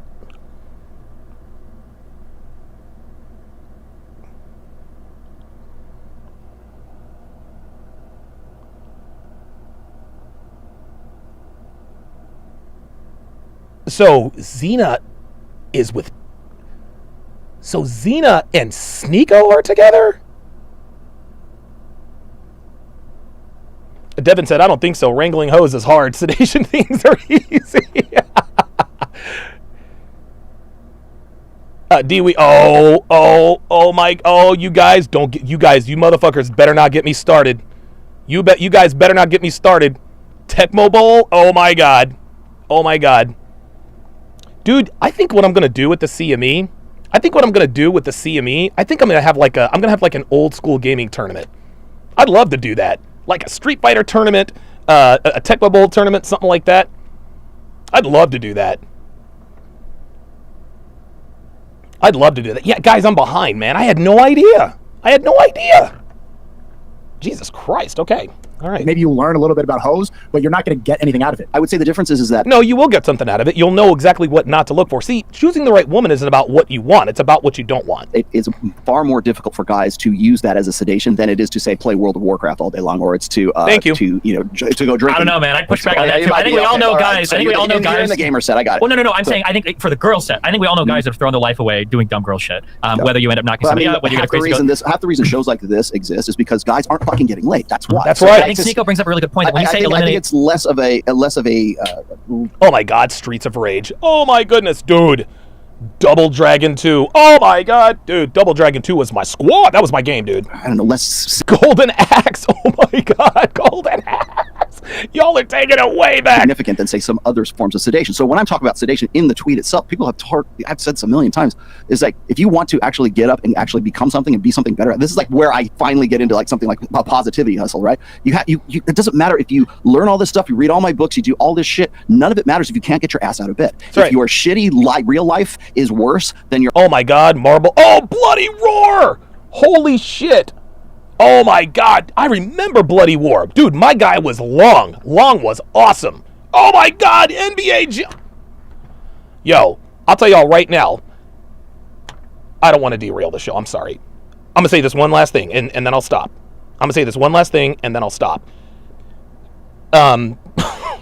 Oh my God, you guys have to stop. I'm going to say one more thing, and then I'm never going to mention it again.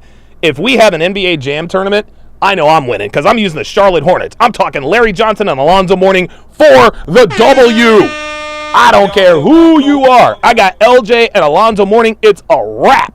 All right, here we go. Online escape life, that's what I'm talking about. That's the sedation right there. So could it be that you're a sex addict? Yeah, it can, but I would say those guys are probably far less common than the guys who are smoking weed. Yeah. White Tiger was awesome too, dude. Prescription drugs, pornography, I would argue whatever that it's actually a worse sedation just based on the fact that you're saying get a vasectomy, because the consequences are much worse than any of the other sedations. You're still like sleeping around with a lot of women. I mean, the consequences are much worse, obviously, because you're advocating for getting a vasectomy, because you could advocate with this girl. Right. It's way more expensive. It's a bigger time suck. You're going to be drinking. You're going to be in environments that aren't going to be uplifting you whatsoever. You're in clubs all the time. You're around women that you don't really like. You get angry because you have to deal with, like, Myron always jokes about how he's going bald doing the show all the time because these women will suck away your soul. Okay, all right. Is that really, like, how many times did you go and fuck a girl and you're like, that was really worth the last 2 weeks of my time? No, texting back and forth, taking her out on a date. It's a no for me, dog. Sorry about that. Hey, man. Hey, Sneako's cooking. At some point, Mike Tyson's Punch Out. Oh, my God. You guys really have to stop. You guys really got to stop. You guys are altered beat. Guys, please. Dude, I'm going to turn off the fucking chat if you guys don't stop, man. You guys got to stop. What Sneako just said is 100% correct, man. All of these sedations have side effects. But chasing hoes also has side effects. Double dribble for the win. GoldenEye. Oh, my God. Oh, Jesus Christ. You guys have to stop. You guys got to stop. Please stop. 006, Alex Trivelli. Okay, anyway. But Sneako's right. The time, the money, the effort, the energy, the possible STDs, pregnancy scares, did I wear a condom last night? Dude, all of those things are good points.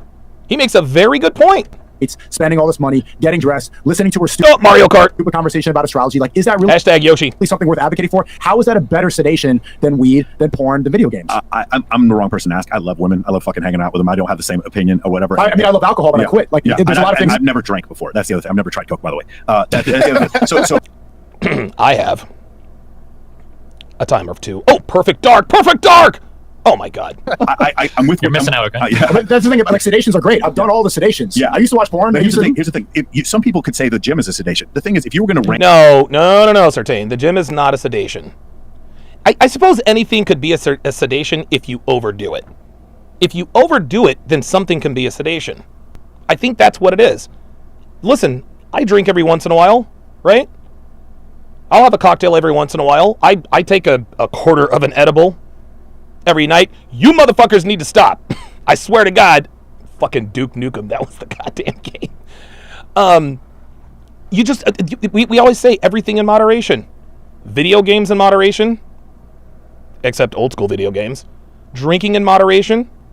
You shouldn't do drugs in moderation, but, something like, THC, marijuana, all that stuff in moderation, man.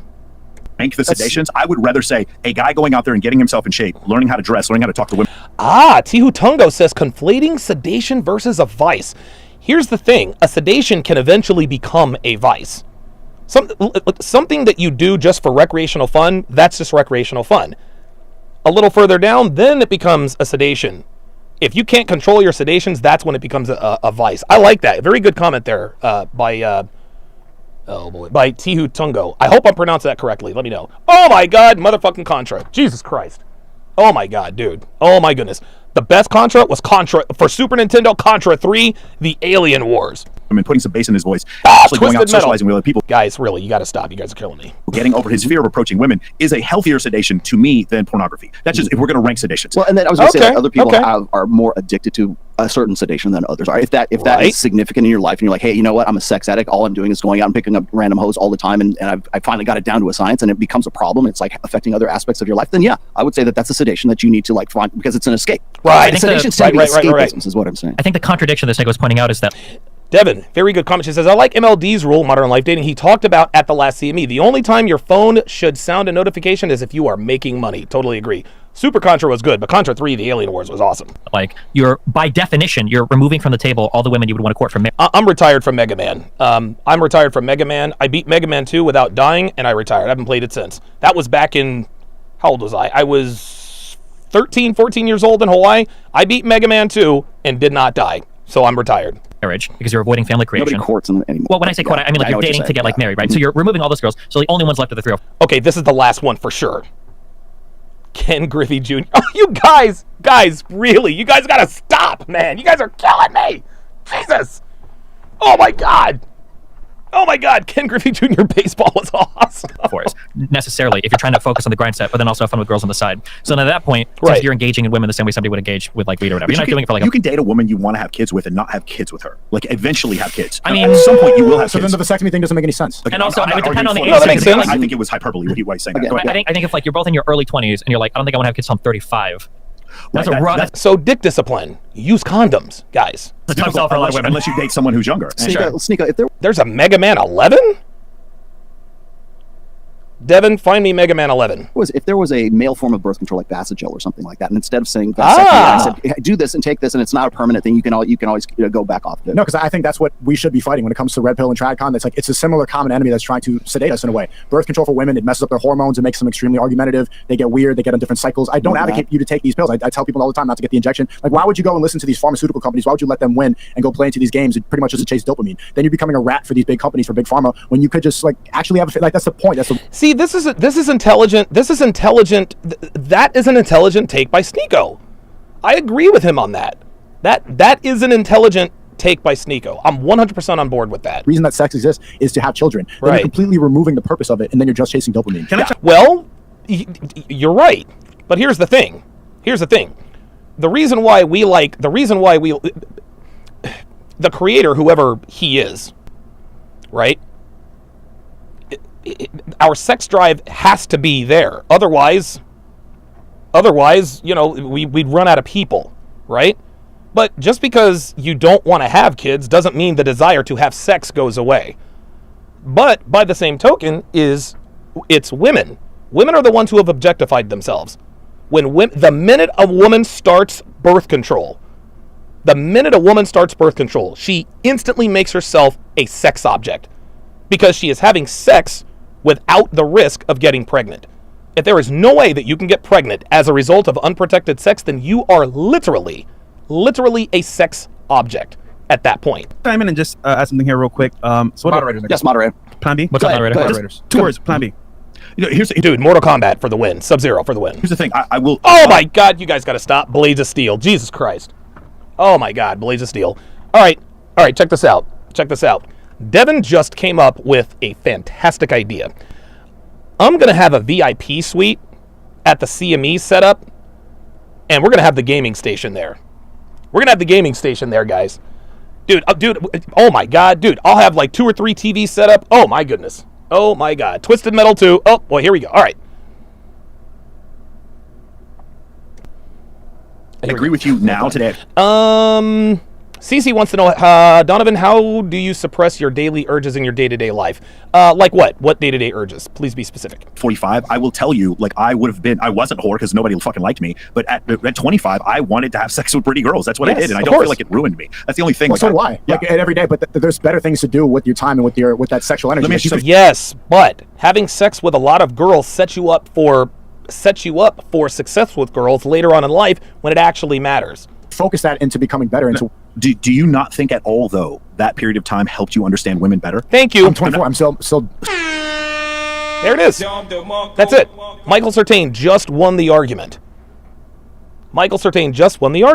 Having sex with a lot of girls teaches you about girls. Rival schools. Oh my God. Jesus Christ. Still learning now, yeah. So I will tell you at 45, and I used to work in nightlife, and I used to be a military officer, a bunch of different jobs. And I will tell you that like the value that I gained from having so many women in my life, not necessarily just for sex, but the Cece says urges for women. Well, how do you suppress your urges? I don't have to suppress my urge for women anymore because I'm 45. When I was 25, it was a little different. But again, you should not suppress your urge for women. You should channel it. You should use that sexual energy to lift weights, go accomplish something. That's how I do it. My ability to communicate with them now is 100. Like I do the red carpets for all these different parties, and I bring 100 girls to Bulgarian's house. Like that's what I do now because I'm good at doing that now. I look back at that and I say that was a good experience for me. I didn't necessarily have to have sex with all of them, but I do understand what you're saying. The problem is, where I differ from you and maybe from Iron is like I don't hate being around them. I actually fucking really like being around some of them. They're fun, they're crazy, and they're just fun to be around. I just don't want to marry them. You understand what I'm saying? Like, that's the difference for me. It was like Juicy J says, I still love these hoes. They're for everybody, but I love them anyway. That's the way I look at it. I mean, maybe. Okay, so Surtain is cut from a different cloth in that regard. And listen. I have now. Here's the thing. I have female friends now. I have more female friends now than I ever have. Right? Allie Drummond, very good friend of mine. Pearl Davis, very good friend of mine. Janelle Gordon, very good friend of mine. Tallulah Johnson, very good friend of mine. Right? Like I have no sexual interest in any of these women. Two of them live overseas. One of them is pregnant, and the other one has a 26-year-old boyfriend who's 6'8", ripped, and looks good. So no, none of that. No, like that's not for me. Maybe Surtain. Maybe he has a different dynamic with these girls, but for most men, being friends with girls is useless. It really, really is. And the reason why I'm friends with Pearl and Allie and everybody else is because I don't have to see them every day. I'm not hanging out with them every day. I hang out with them maybe once or twice a year at the most. Maybe it's just a little different. You see him. Yeah, shout out Juicy J. Purely as entertainment, but I think it's better to see. But I don't hate them either. You understand what I'm saying? But you're not really. It's better to see them as people. That's how I see them exactly. You're seeing them as entertainment. Well, no, I think the difference he's trying to point out is that you made it sound like because you said like 2 weeks of texting this bitch to get to the payoff of sex. He sounds like he enjoys the texting. I fucking loved all of it. Yeah, which I do too, right? It's fun to like how women. I was always. Yes, right. The process, right? It's just the process. Like, dude, I used to love the process of getting girls until I got to the point of diminishing returns. And it happens just like that. Like your latest, dude, I'll never forget, a girl's name was Julie. And it took me, and I was smashing other girls on the side, but I really wanted to get at this chick. It took me like 3 weeks to bang her. Right? But after I banged her, I was like, dude, this is not worth it. This is just not worth it. When it comes to the point of diminishing returns, you have to make the chase. Listen, the chase is fun. The chase is fun as long as the chase is fun. The reason why professional and I always equate this. I always equate your player phase with professional sports. Professional athletes don't retire from sports because they don't want to play anymore. No, they retire because they don't have what it takes mentally or physically to prepare, right? Like, dude, if I had a stream of 8s, 9s, and 10s who would just walk into my door ready to bang, shit, player for life. It doesn't work that way. You have to go out and scout girls. You have to source girls. You have to game girls. You got to do all of these things. That was no longer attractive to me. It wasn't worth it to me anymore. I had other things going on. I had a budding relationship with Devin. That's what took me out of the player phase, is that it just was not worth it to me anymore, right? Well, Ray Lewis retired. Ray Lewis famously said, he said, listen, Sundays you get for free. He said, I'll put on the Ravens purple and helmet for free for the rest of my life. No, what you're paying my $19 million a year salary for are the two-a-days, the OTAs, the organized team activities, right? The voluntary workouts, the walkthroughs, the training camp, the film study, more two-a-days, all of that. All of these things are necessary. You got to work your ass off Monday through Saturday to get on the field on Sunday.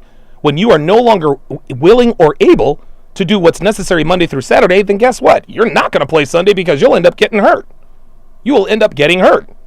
Well, it's the same with game. If you're no longer willing to do what's necessary to get and source girls in the regulars, you're not going to get girls. This is all there is to it. I was in a stage of abundance, and also I like Ninja Gaiden 2 the best, to be honest with you. My lifestyle is a little different. It's big parties that we go to, huge events. Which is just a bigger, grander sedation. Hey, Ibn Zur. Hey, you watch that now. That's no different than really watching porn video games. Like, I've met no. I wouldn't be sitting here right now had I not done that. No. No. Sneako's wrong there. There is a big difference between pornography and chasing girls. When you chase girls, win, lose, or draw, you learn. You don't learn anything from stroking off to spicy movies. You just don't. It's not doing you any good. It's not doing you any good. It doesn't teach you how to approach girls and teach how to conversate. No. You got to go out and approach girls and all that good stuff. Porn doesn't teach you anything.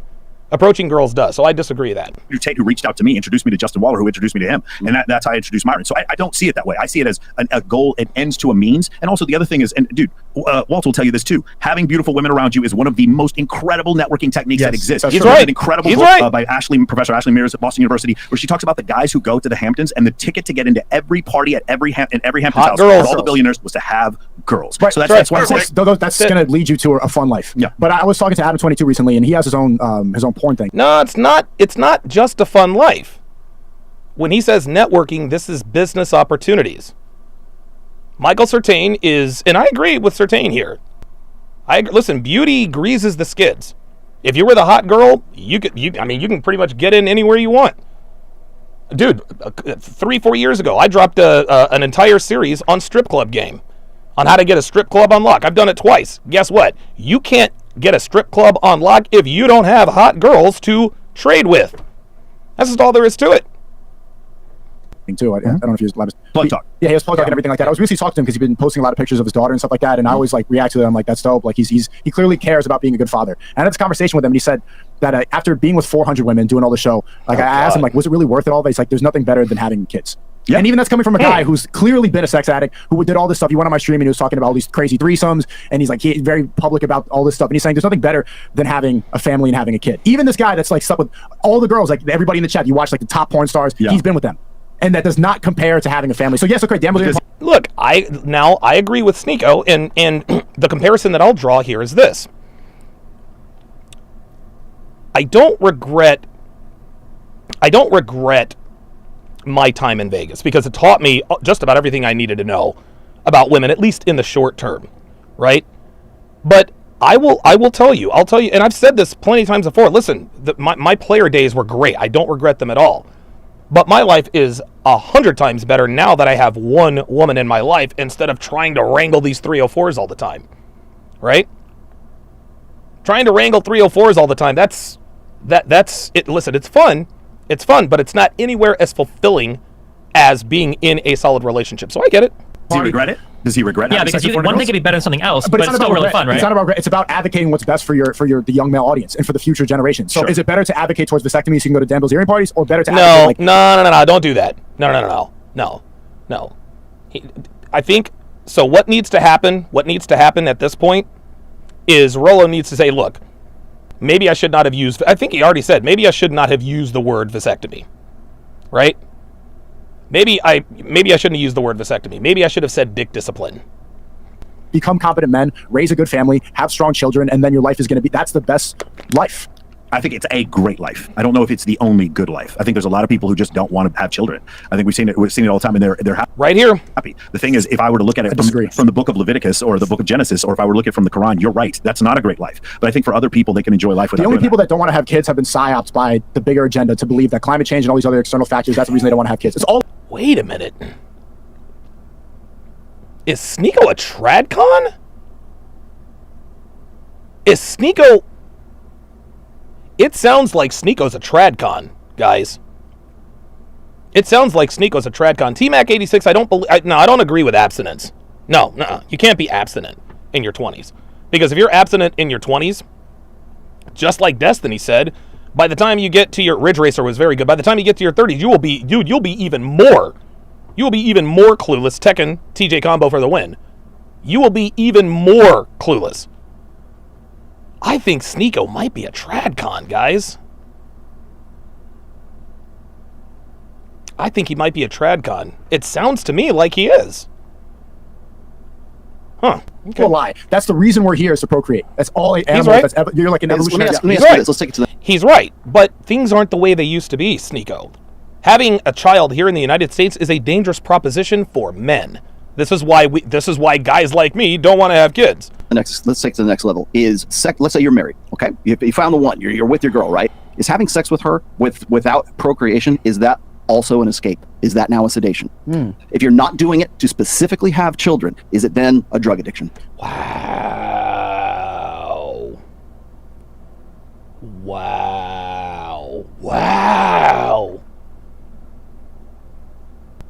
Man, this is a really good conversation. Oops, my bad. TJ combo is Killer Instinct. My bad. I don't know it all. Is it a sedation? Good Right, question. then it becomes a unity between a mother and a father. So how is that not an escape, though? Because it's still always... You're enjoying it, though, and it's not procreation. Right, but there's always the risk of procreation. Like, that's the point that you do it. Why is procreation a risk if it's good? There's always a possibility Would you use birth control with your wife if you didn't want to have kids? No, I would never get my wife on birth control. Absolutely not. No, I think condom. He's including condoms. Yourself. Any kind of birth. Any kind. Vasogel, condom, whatever. Any kind of... Sure, it is a form of escapism to some extent, but it's better than spending your time with a bunch of women that you don't respect or like or even consider as really people. Okay, just as like, Okay, all right. I agree with that. I agree with Sneako on this. I agree with Sneako on that point. Listen, man, Sartain has a different dynamic with women. But, dude, having girls around you all the time that you're not fucking, man, like, that's pointless. That's pointless to me. It's pointless. I agree with that. I'm not trying to put you on the spot because I hear this quite a bit these days. Is like the most extreme end? I'm not saying like Islam. REI 12 figure says, Donovan, your relationship is sedation. You know, it's interesting. I was actually talking to Myron a little earlier today, and we were talking about the fact that he says living with a woman makes you soft. I agree. I agree that living with a woman definitely makes you soft. But I don't think that's a bad thing. Let me explain. The reason why living with a woman making you soft isn't a bad thing is because that's her job.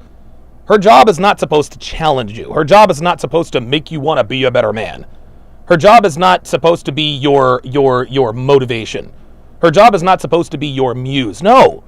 Her job is to be a soft, feminine, docile place to lay your head. Your woman is supposed to be soft. She's supposed to be cheerful. She's supposed to be friendly. She's supposed to be nurturing. Yes, that is going to make you softer by definition. Now, as a man, you have to be aware of these certain things. You have to be aware of the fact that, okay, all right, living with a woman definitely makes you soft, as it should. Because if your woman does not have the potential to make you soft, at least in the way Myron says it, you're with the wrong woman. You're with the wrong woman. The reason why, and think about Destiny's relationship. The reason why Destiny is very quick-witted and sharp and ready to debate all the time is because his wife is masculine. She's fucking other dudes. She's fucking other dudes, on the side. She's masculine as fuck. We see her in Jedediah. And she's a gamer, right? Like and he admitted himself, they got problems in their relationship. Yeah, guess what? Melina is not a soft place for Destiny to raise it to lay his head. Melina has not softened Destiny up. She hasn't. Devin has the potential to soften me up. And to some degree, she has to some degree. I'm still the same guy. I'm still the same guy as I was when I met her. But yeah, a little tiny bit of the edge might be taken off a little bit. It is what it is.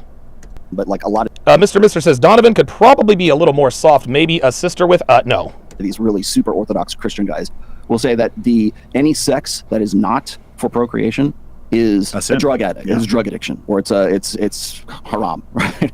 Anytime you're doing something to feel good, it's a dopamine release. Any kind of is any dopamine good? I think between a husband Yeah, but I don't know. and a wife, then it's not just dopamine. It's something that you're connecting and you're establishing a relationship that's bigger. If you just do it Yes, when I'm horny and I want to fuck, I fuck Devin. I do that for a dopamine whatever. I do because I'm horny. That doesn't mean it's bad. with these hoes, like you know that it's a one-time thing. You're thinking this dumb hoe, and then you're just gonna kick her out. You're already thinking I got about it. the But fact. we're talking about sedation Dude, I'm all about the Vendel Hunter. I'm all about the gym teacher. at this point. So Yeah, but that's a sedation. That's a different level. Like that's not a waste of time sedation. You're bonding with a partner. There's something that you're gonna create a future with this person. You're gonna see her the next day. Maybe Okay, that makes sense. That makes sense. maybe another way to say it is you're of one flesh now, like what it says in the Bible. And Oh, so I think, because to steal Sneako's point here, and I understand what he's saying. I think one of the problems that we've run into in society, and I think even Red Pill hits on this a little bit, is we become a society that has like taken every pleasure and reduced it down to its instantaneous like click button to get it, Yep. basically, right? Wow. So instead of reading a book, we browse TikTok. Instead of going to the theater and actually watching a movie, we're at home with a movie playing, Subway servers in the background, and like a game going at the same time, right? We have no ability to have attention or focus on anything. We've taken all of our pleasure centers and we've short-circuited them into the most immediate gratifying way possible. Now, that doesn't mean that all of those pleasure centers are necessarily bad. And I think from a religious perspective, when you look at how society is structured, ultimately society is kind of stemming from the structure of mother, father, children. And anything that's done in service of the maintenance of that structure is necessarily a good thing. So when you like ask Sneako, like, well, is it sedation to fuck your wife? Well, no, because sex there, even though that's the same kind of, it's the same act as having sex with a stranger, that's being done in service of unifying and strengthening the bond between father and mother that's ultimately serving as the foundation for all of society. Much the same way that nobody's going to give me props if I go to the park and play with random kids. But if I go to the park and play with my son, people are like, oh, well, that's a really good you thing play to with do. random kids, you might go to jail. Yeah, exactly. Yeah, right. But you're still like, you're either playing with kids or you're playing with your son, right? But it's important to do it with your family because you're doing it in service of that bond of like father-son and building the family. Same thing with sex between a mother and father. Sex. I'll be goddamn, dude. I'll be damned. Motherfucking Destiny is do you see how much more intelligent? Do you see how this is amazing? Do you see how can I put this? Now that there were, and I got to give credit to them. In the absence of ground rules, you look stupid. You look stupid and disingenuous. But Destiny laid out the ground rules, and he hasn't put his foot in his mouth yet. Like, just about everything he has said has been spot on. It's amazing what happens when there's structure. Unbelievable. Unbelievable. All we had to do was have a little bit of structure, and boom, we're having an intelligent conversation. Dr. Durden with the $5 super chat says, playing basketball as Michael Jordan is sedation. It's about the net positive negative. Watching porn has zero net positive. I agree with that. Strike with the $5 super chat says, it's fine when a 40-year-old doesn't want kids. A 20-year-old male or female shouldn't trust him or themselves not to change their mind in a few years. I definitely agree on that. Between a mother and father is not the same thing as random sex because that's being done in service of fortifying this institution that ultimately all of society is built upon. Yeah, So I think that's the difference. Jesus Christ, this dude. Unbelievable. Unbelievable. Unbelievable. whole advice is 50 women. So the whole purpose is just to I get think this. it's Myron's specific advice. Okay, Yeah. but like one of the forefronts of the rep, just get this done. It's like getting a notch on your belt. You're going through the motions specifically. No, you're not going through the motions. The reason why you want to get as many notches under your on your belt before you're in before you commit to a long-term relationship is so you don't get finessed. Random sexual, sedative sex, that's a net positive for men. It's a net negative for women. It is a net positive for men. With every sexual encounter, we learn just a little bit more about women. For every negative encounter we have with a woman sexually, that's just a little more we know about women. It's like doing reps and you're treating a person like you're just getting reps done. Yeah. That's not, that is dopamine release in its purest form. You're not trying to establish anything. The whole point is to never. Yes, but the dopamine rush also has another benefit, and that is the benefit of experience. That is the benefit of introspection. That is the benefit of wisdom. I understand where Sneako is coming from, but the point he is missing in this point is that the reason why Myron says bang 50 girls before you think about getting married or in a relationship is not just for the sake of banging 50 girls to say you bang 50 girls. No, it's not just bang as many girls as you can. Whatever the number is, it's got to be at least 50. For me, I say 35. I don't think there's too much of a difference, but it's so that you can learn how to handle women. It's sort of the same way that Destiny was talking about. Listen, from 12 to 18, date. Dude, date your classmates. Hang out with girls. That way, when you get to be 20, 25 years old, you're not afraid. Right? That's not purposeless. That's not sedation. That's learning social cues. Well, it's the same thing when you're in your 20s, you know, humping around. And it's easy. And again, it's easy for Destiny to say, well, we shouldn't be sleeping with all these women. He's had all the women. It's easy for guys like me to say, hey, guys, don't concentrate on women.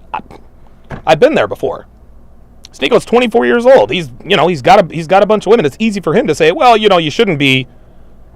It's a sedation. No. Yes, it is a sedation. But by the same token, that sedation also has another purpose. Myron, I don't want to put words in your mouth, but I think Myron's not saying that for dopamine release. He's saying that for experience. So,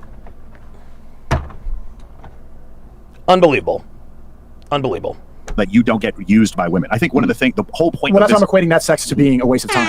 I think if you gain some experience, and you had made the point before, it's like, oh, is this going to you're going to fuck this girl and be able to tell if she's a good mom? No, but what you're going to be able to do is see the red flags. Bingo! You go on a date with a girl you find really attractive, and she will not shut up about her ex. That's probably a good red flag. But after you've done, thank you, dude. I'm sorry for spoiling that, y'all, but there we are. This a few times doesn't have to be 50 times, but it's after you've done this a few times, you start to see these red flags before they occur, and you're smart. Disagree. It can't be a few times.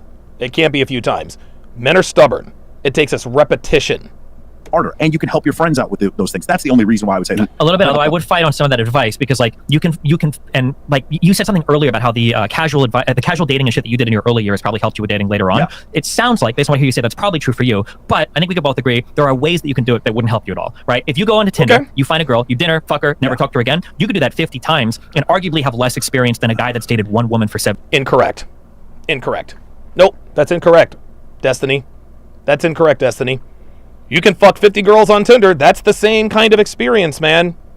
Just because you take her to dinner and fuck her does not mean you don't get anything out of it aside from the sex.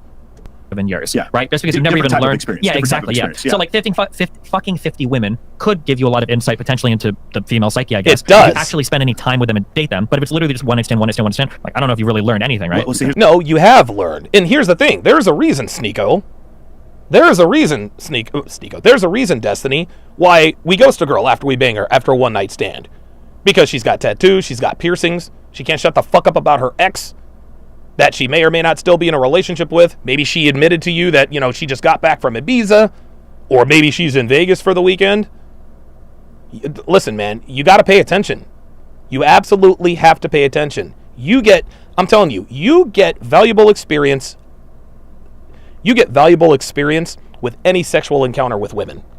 Any sexual encounter with women, guys. Here's the thing, though. The average North American male has had, is it seven sexual partners? Thank you. So for him to say 50, I think that sort of is going to include that necessary experience, right? And we can debate on how worthy that experience is. I will tell you at 45, I've learned a lot about women from being around women. Not necessarily just having sex with them. I want to address like your point as well, because I hear what you're saying, because a lot of people will take the quote unquote red pill to its most logical extreme. Right? Yes. So just fuck a bunch of girls. That's all it's about, right? When my very first book, there's 6 chapters in there. It's called Plate Theory. Okay, each one of those, like when we're spinning plates, it's like you're dating non-exclusively. If you read those rather than just listen to what's going on online, you'll notice that the last chapter in there is transitioning out of the plate spinning, the dating non-exclusively, into something that is more monogamous at that point. But that gets thrown to the wayside because nobody reads anymore, obviously. But the fact of the matter is I think that with this, another thing that comes back on me is people say, well, Rollo just says fuck anything on 2 legs. That's not what I'm saying at all.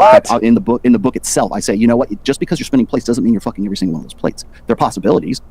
For some of them, maybe you are. For some of them, maybe you're not. But you're dating non-exclusively. And so the idea behind that is not to get your notch count up or not to validate your ego for whatever reason. It's so that you understand so you know what you want in a woman, and so you know what you don't want in a woman. Whether you fuck that woman in the first place is irrelevant. Some guys are going to do that, obviously. But I think the idea, and I've been struggling with this since the very early days when I was a moderator on the social swap boards, is that I think a lot of people think that it's conditioning guys or it's teaching guys to be like jerks, to be like womanizing sons of bitches. And I would say that most guys who come into the red pill are not looking to be like players. They're not looking to be guys who want to go and just like bang. They just want one girl. One girl. When guys come to the red pill, man, it's either because of sexual frustration, heartbreak, or both. Right? Now, guys like me, I was like, dude, I'm gonna smash bitches until the day I die. I grew out of that phase. But Rollo is absolutely right. absolutely right. As many women Just as the they majority of the possibly commenters. can. Maybe that's true. But the fact is that most of the guys, at least in my experience from working with these guys in the last 20 years, they want one. Devin says the man who got swindled for a green card. Yeah, well, dude, Rollo is looking a little swole. We're gonna call him Swallow Tomasi. Chick. They want to actually kiss a girl. They're like 24, 25, in some cases 30 years old, and they've never gotten anywhere. They've never had any intimacy, never had any kind of affection. And I'm not like, sex is even out of the question. Just to have a girlfriend is why they're like, what they have been doing up to this point hasn't been working for them. So that's why they come in and they find this. Are there guys who can use the red pill so that they can go and spin plates and they can get a rotation? Absolutely. Are there guys who can use the red pill to find a wife? Absolutely. That's the beauty of the red pill. It's like I said before, it's like fire. You can use it to cook your food, and you can use it to heat your home, or you can use it to set your house on fire and set your neighbor's house on fire. It just depends on the application. But you're acting. Wow. That's the same as like a knife, right? That's the same as like a knife.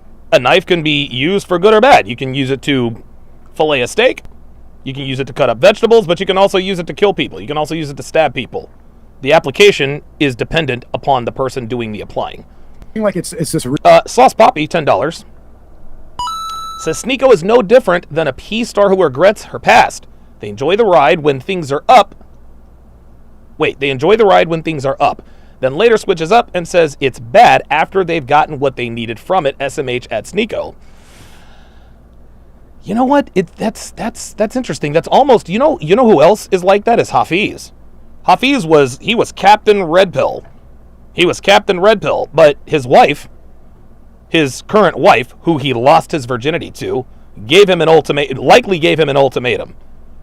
You either drop your family's religion and be a Christian with me, or we're not getting married. Well, Hafiz did the wrong thing, and he married this woman. And now that he has gotten everything he wants out of the red pill, now he's like, well, the red pill is bad and blah, blah, blah, blah, blah. He said Kevin Samuels wasn't red pill. That nigga didn't know, Kevin. That nigga has no idea, who the fuck. Okay, so you had Kevin Samuels on your podcast once. Fam. I knew Kevin when he still lived in Oklahoma. Bruh. Fuck out of here. But yes, Hafiz is the quintessential example of a man who used the red pill to get what he wanted, a girl, and now he renounces it. Spunanza with the $5.50 Canadian dollars says, Blue Hair the Contrarian, he could read the 48 Laws of Power and disagree with 2 laws, and now the book is wrong because he doesn't agree with all of it. Yeah, that could be. That's one way. That's one way to put it.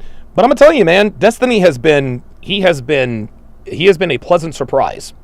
He's been a pleasant surprise. I actually disagree with Sneako more than him in this one. It's weird. Really deep philosophy or praxeology. Like, is it really that complicated? Like, what if you could just describe it? It Absolutely is that complicated. How is that complicated? Or even on the back of that, how does it work then that you guys, I'm grouping all of you together, maybe it's just Myron. I'm just here moderating. Yeah. Because it seems like then, because I would personally, I feel like I would the Myronator consider the ultimate success red pill story then would be somebody like Ben Shapiro. But it feels like you guys really disagree. So how do you reconcile those things? Because he's somebody who found a wife early on, got married, has a business, has a family, seems like he's doing everything right, unless we really are saying, but he didn't fuck enough women. So how do you reconcile No. So if it works out for him, so it's like this, what was it, Rich Cooper, who says, hey, don't ever date a single mother, right? If someone comes up to Rich Cooper and is like, that's literally all Rich talks about these days, man. Fucking hell.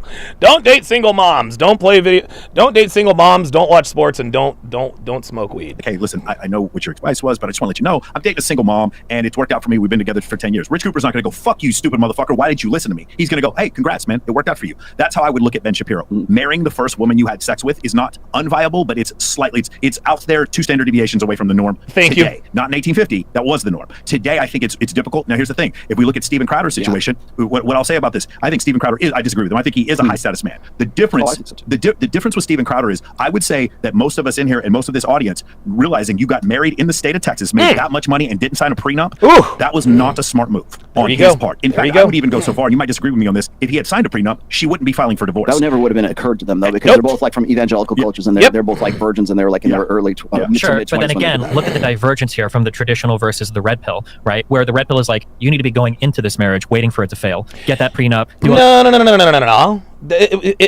It's not that. And Destiny's making, well, let him. Protecting yourself. Sure. There it is. Thank you. You got to protect yourself. Right? Back in 1940, 1950, 1960, when you went into a marriage, both people went into the marriage in good faith. They actually stuck by their wedding vows. Till death do us part. Makes all the sense in the world. That's the way it should be. That's not the way it is. The red pill teaches... See, we don't talk about the way things should be. We talk about the way things are and how to thrive in today's environment as it is. Guys like Tony Johnson, he doesn't offer value to anyone. All he does is talk about how women need to be barefoot and pregnant, make women great again, but he gives no solutions. He's a glorified troll who talks about women. He makes extreme examples about, women should be barefoot and pregnant, all this other kind of stuff. That ain't happening. And Tony Johnson knows 1950 ain't around the corner. That's why he hasn't changed his stance, because he doesn't have anything to talk about. All he can talk about is make women great again. Where's the solution in that? No, that ain't happening. So while I agree with Destiny, we shouldn't have to date like this. Guess what? You have to. And he just gave you the quintessential example. And I'll give you even more. Dr. Dre, Bill Gates, Jeff Bezos, Elon Musk. The list goes on and on and on. We got a high status man getting wallets ripped out of their ass, dude. That's why times have changed.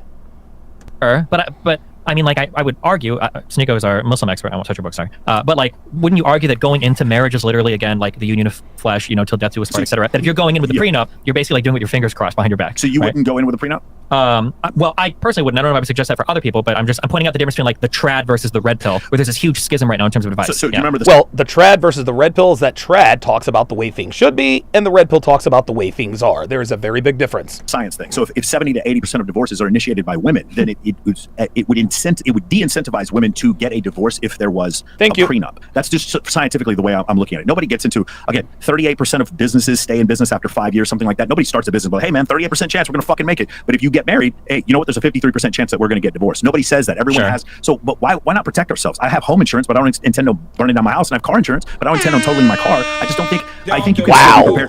Maybe this is the medical officer in me. All we do is practice emergency procedures, but we don't intend on crashing. And so, holy smokes! Holy smokes, dude. Michael Surtain for the W. Wow. This is incredible. That was incredible.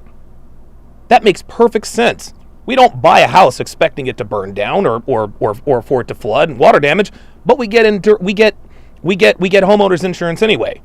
I don't expect to get into a car crash, but we have car insurance anyway. Right? Regardless of how great a driver you are, regardless of the fact that you live in an area that's never had a natural disaster, it could still happen. It could happen.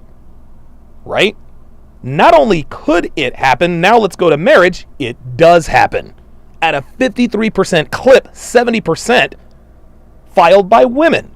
So it would be incumbent upon you as a man understanding what the statistics are and what the risks are to protect yourself. That makes perfect sense. The reason why I like Surtain a lot is because he is very good. He is very good at explaining things in a way that you can understand. Man, this guy is awesome. Holy shit, that makes perfect sense. Agree with you insofar as business and insurance goes. It feels a little bit different. Feels a little bit different when you're talking about marriage. How? Because it's not necessarily just a financial union. It is realistically part of it is a financial union. No, well, that's the incentive, Destiny. Marriage is not just about finances, but finances is what ends the marriage. Look, man, if marriage didn't come with the risks that we have, then we would get married, right? If it was against the law for a woman to divorce a man or for divorce, then guess what? Dude, Cal 2A says I own a gun because I expect not to use it. Because I own a gun, not because I expect to use it. Exactly. Unbelievable. Dude, Devin has a weapon. She doesn't expect to shoot anyone, but guess what? If someone breaks in the house, somebody's going down. We've got the emergency protocol all down. We don't expect anyone to break in here, but we think Devin got a weapon just for fun? No. It's for home defense. That's the origin of marriage was a financial union. Well, Probably, but it also had to do with like family creation, I think, too, right? Well, of Heavily course. played into it. Probably more important even than the financial union was the family creation part. It just, again, it feels like I'm feeling the rift between like date to find a wife to create a family versus date. This 3 or 4 might divorce you, get a prenup. Yes, but guess what? There is a schism between 1923 and 2023, and that's the difference. That's the difference, Destiny. And I agree with Destiny. It should not be this way. It shouldn't be this way. It should not be this way. But that's the way it is. Get ready to, she's 15 years younger than you. It seems like there's that big divergence of qualities around the marriage part. Like I'm curious, for both of you, you guys can answer. Like, Sneako, what is like your ideal path in life? If you could be like striving towards an ideal, when does the man get married and have a family? And then you two, like, when do you think a man should get married and have a family? Like, in general, knowing that there's going to be exceptions, but in the Western world. Sneako first. I would say late 20s to early 30s. And a part of the reason why I reverted to Islam is I see it as the only logical way to get around the boredom aspect that the Red Bull talks about, because men always get bored. Men always want variety, and there's an ethical way to do it. So if you have multiple wives, then you're not just spending time with these girls knowing that you're going to go never see them again and you're just using them for a body count. If you have multiple wives and you love them equally and you're providing for them and they're getting something out of it, and then you get past that variety problem that a lot of guys have, and you also the women are going to act more in your favor if they're in a sense competing with one another to make sure that they're providing for the husband. How do you handle this legally? I mean, bigamy is I would not get married legally. I don't recommend anybody in Thank the you. West get married. I think we've seen it fail over and over again. Perfect. Okay, see? Now, I mean, very good. Very good. Sneako. So at least he's got his a good head on his shoulders there. I just don't think. But I would get family married creation without legal marriage. But you can get married religiously. Yeah, You can have Thank a ceremony. I think a lot of girls would like to have the ceremony. They want to get the dress with the pictures in the ring, but they don't need to have the actual contract. And I think for a lot of guys that if they would just logically explain that to their woman, they would have to agree. Just look at all the failed marriages. You look at the divorce rate. Do you guys agree with that? Do you guys agree with that? When guys should get married? To summarize, I've already actually put that in my book. So actually, it's like don't even consider monogamy until you're yeah, at least 30 men. I would say at least 30. So y'all are in agreement about when they should get married. Yeah, I guess they might say get expensive. Paul Godin says, so he chose his religion based on sexual preferences? Hey, it sounds to me like he did. Place in the process to do so. You're saying minimize that. I mean, I would argue for a trad spot. I think you would argue for earlier than 30, right? Because you want to have children to have fun with when you're in your vibrant stages in life. Like having a teenager. We're pretty vibrant. Mid to late 20s, early 30s. It depends for a lot of people. Sure. Yeah. We say 30s. Like if you have a kid when you're like, we're pretty vibrant. No, I understand. But like when you have a kid when you're like 35, 36, and now they're in their teenagers years, and you're like in your 50s, right? It's not necessarily the same type of vibe as you have a kid. Clarify, so Sneako, you're against guys spinning plates and/or having premarital sex with girls prior to obviously the relationship. I just see it as a waste of time to just be spending your time with hoes and saying that that's not a sedation. Like that. Well, again, then we'll agree to disagree. Spending time with hoes teaches you how to avoid them. Because if you don't, I'm telling you, if you don't spend time with hoes, if you don't spin plates, guys, you are going to get finessed. Guys, I'm here to tell you, women are experts at making themselves appear a lot more pure than they are. They are experts in hiding their body counts. They are experts in, at least temporarily, hiding their hoe tendencies.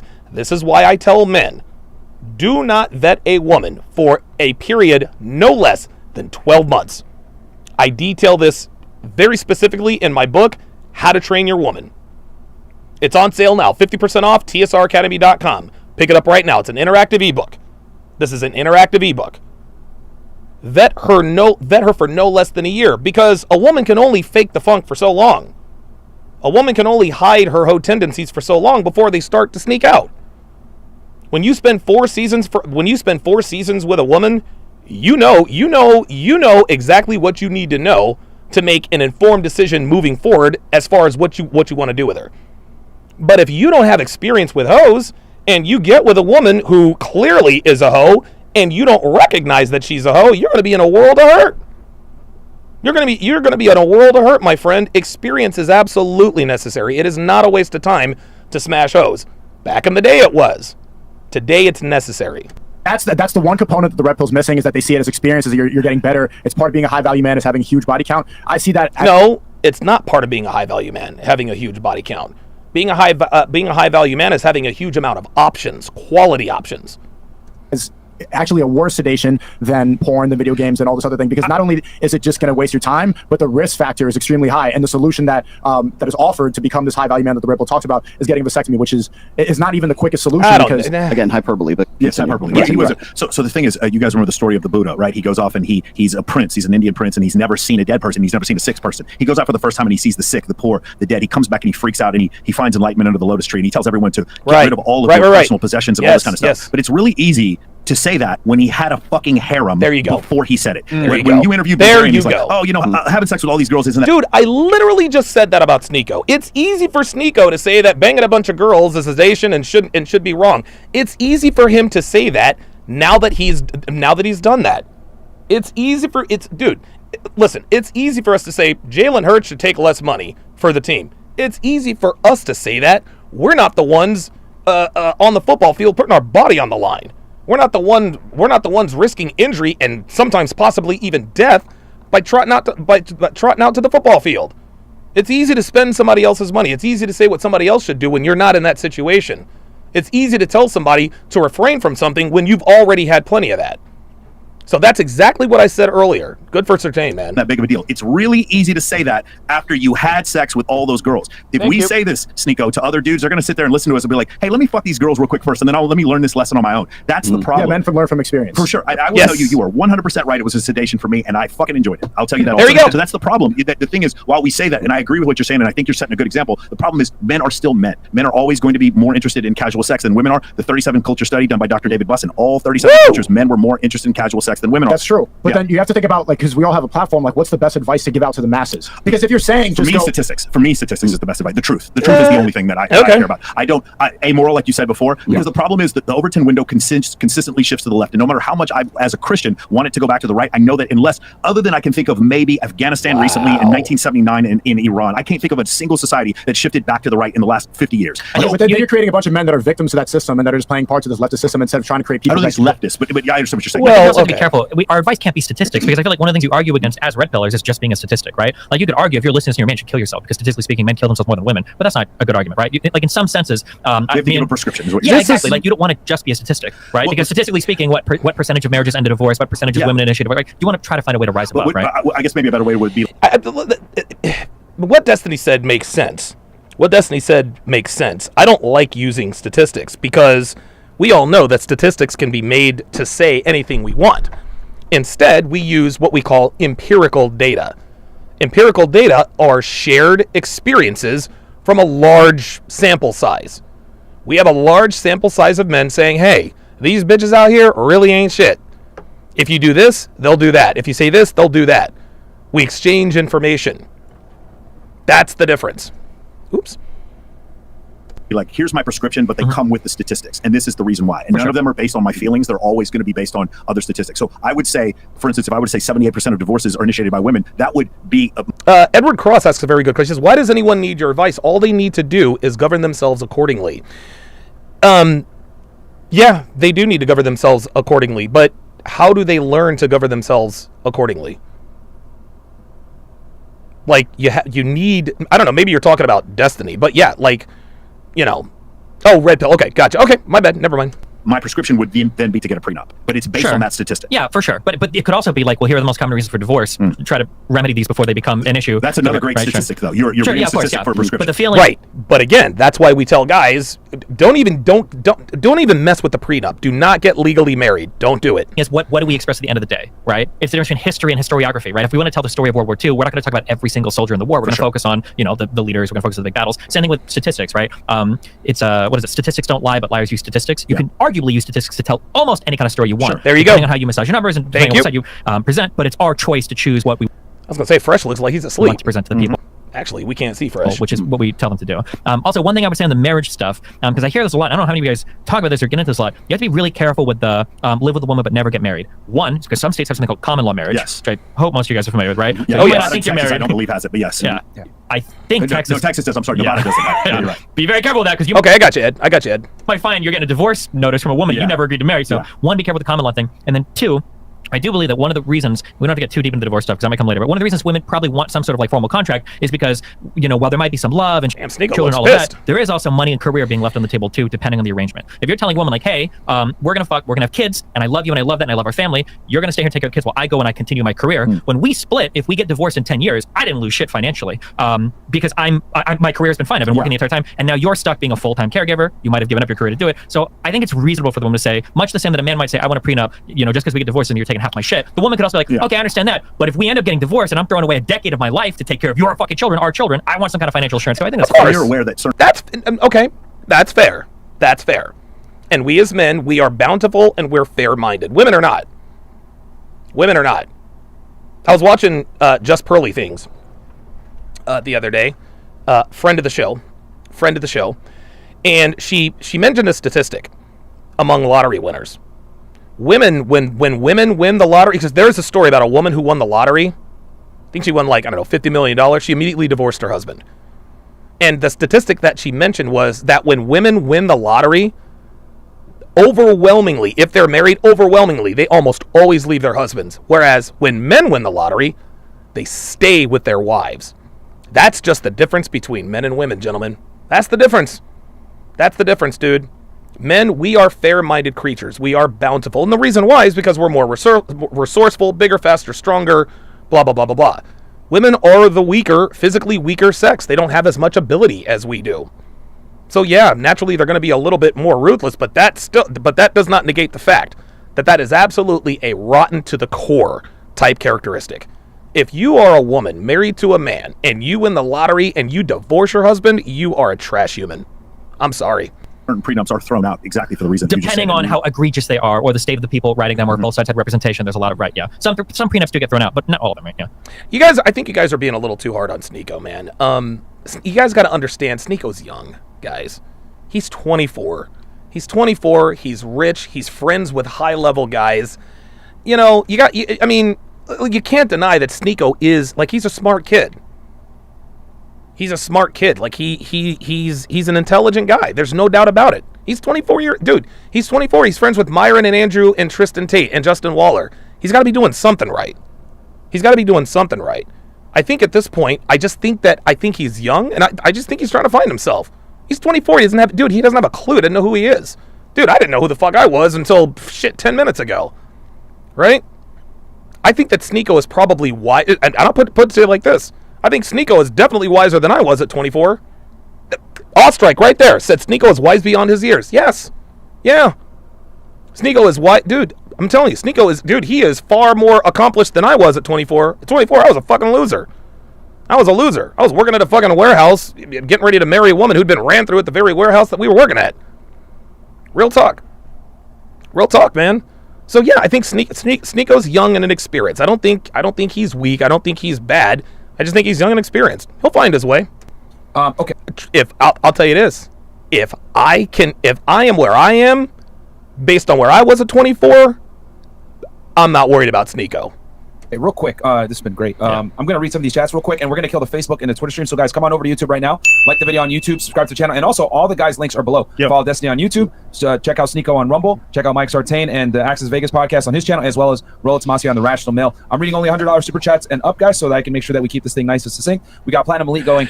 Spoonanza says, L Warehouse Donovan. No, man. Dude, honestly, I love working in warehouses, man. I do. The red pill has flaws. So thanks, guys. I appreciate it. He says, L Warehouse Donovan, W YouTube Donovan. Oh, you gotta go? Yeah. Hey, come to this thing nice and succinct. All right, there we go. We got Platinum Elite going. The red pill has flaws. So thanks, guys. I appreciate you. Oh, you gotta go? Yeah. Hey, come to Vegas. He's going to Vegas. Yeah, seriously, come to Vegas. Come to Vegas. Don't worry, we won't take it in any club. I'll take it some. I'm the married guy. Do they have Remember? any mosques in Las Vegas? Yeah, of course. Oh, okay, so he has to go. All right, guys. Okay, bro. Have fun with your new friend, your closer friend. Got some distractions. No more plan Bs, bro. Yeah. The red pill has flaws, but it is so much better than being a beta simp. Marriage is at an all-time low. You don't have to have money to get women, just confidence. Most men will never earn $120,000 a year. Just learn game. Okay. We got here. Okay, I'm gonna leave it there. For today, guys. I'm gonna leave it there for today. I'll continue this discussion tomorrow. But for right now, I'm about to start my daily dating show breakdown. Again, if you can watch absolutely free. You can watch absolutely free. Just go to sharpestream.com, sharpestream.com/free view, sharpestream.com/free view, and you can watch all of my premium content for free when I'm live.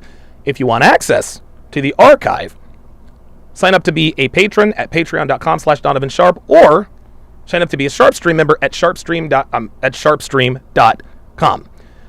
Thank you all very, very much for being here today. I appreciate all the support and all the super chats. And I will see you guys over on Sharpestream.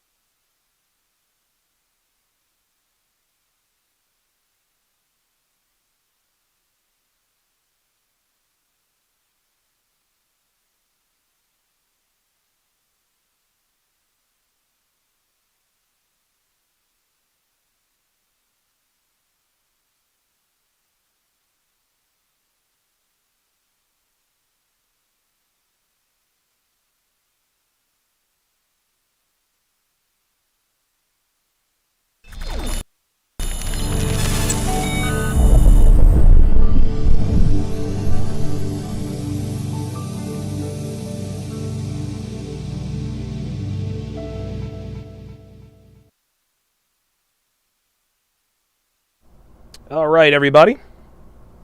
Welcome to the Daily Dating Show Breakdown. If you are still on YouTube and you want to watch this live, come to sharpestream.com/freeview. Oh, sharpestream.com/freeview and check it out. So I'm going to wait until she gives me the all clear.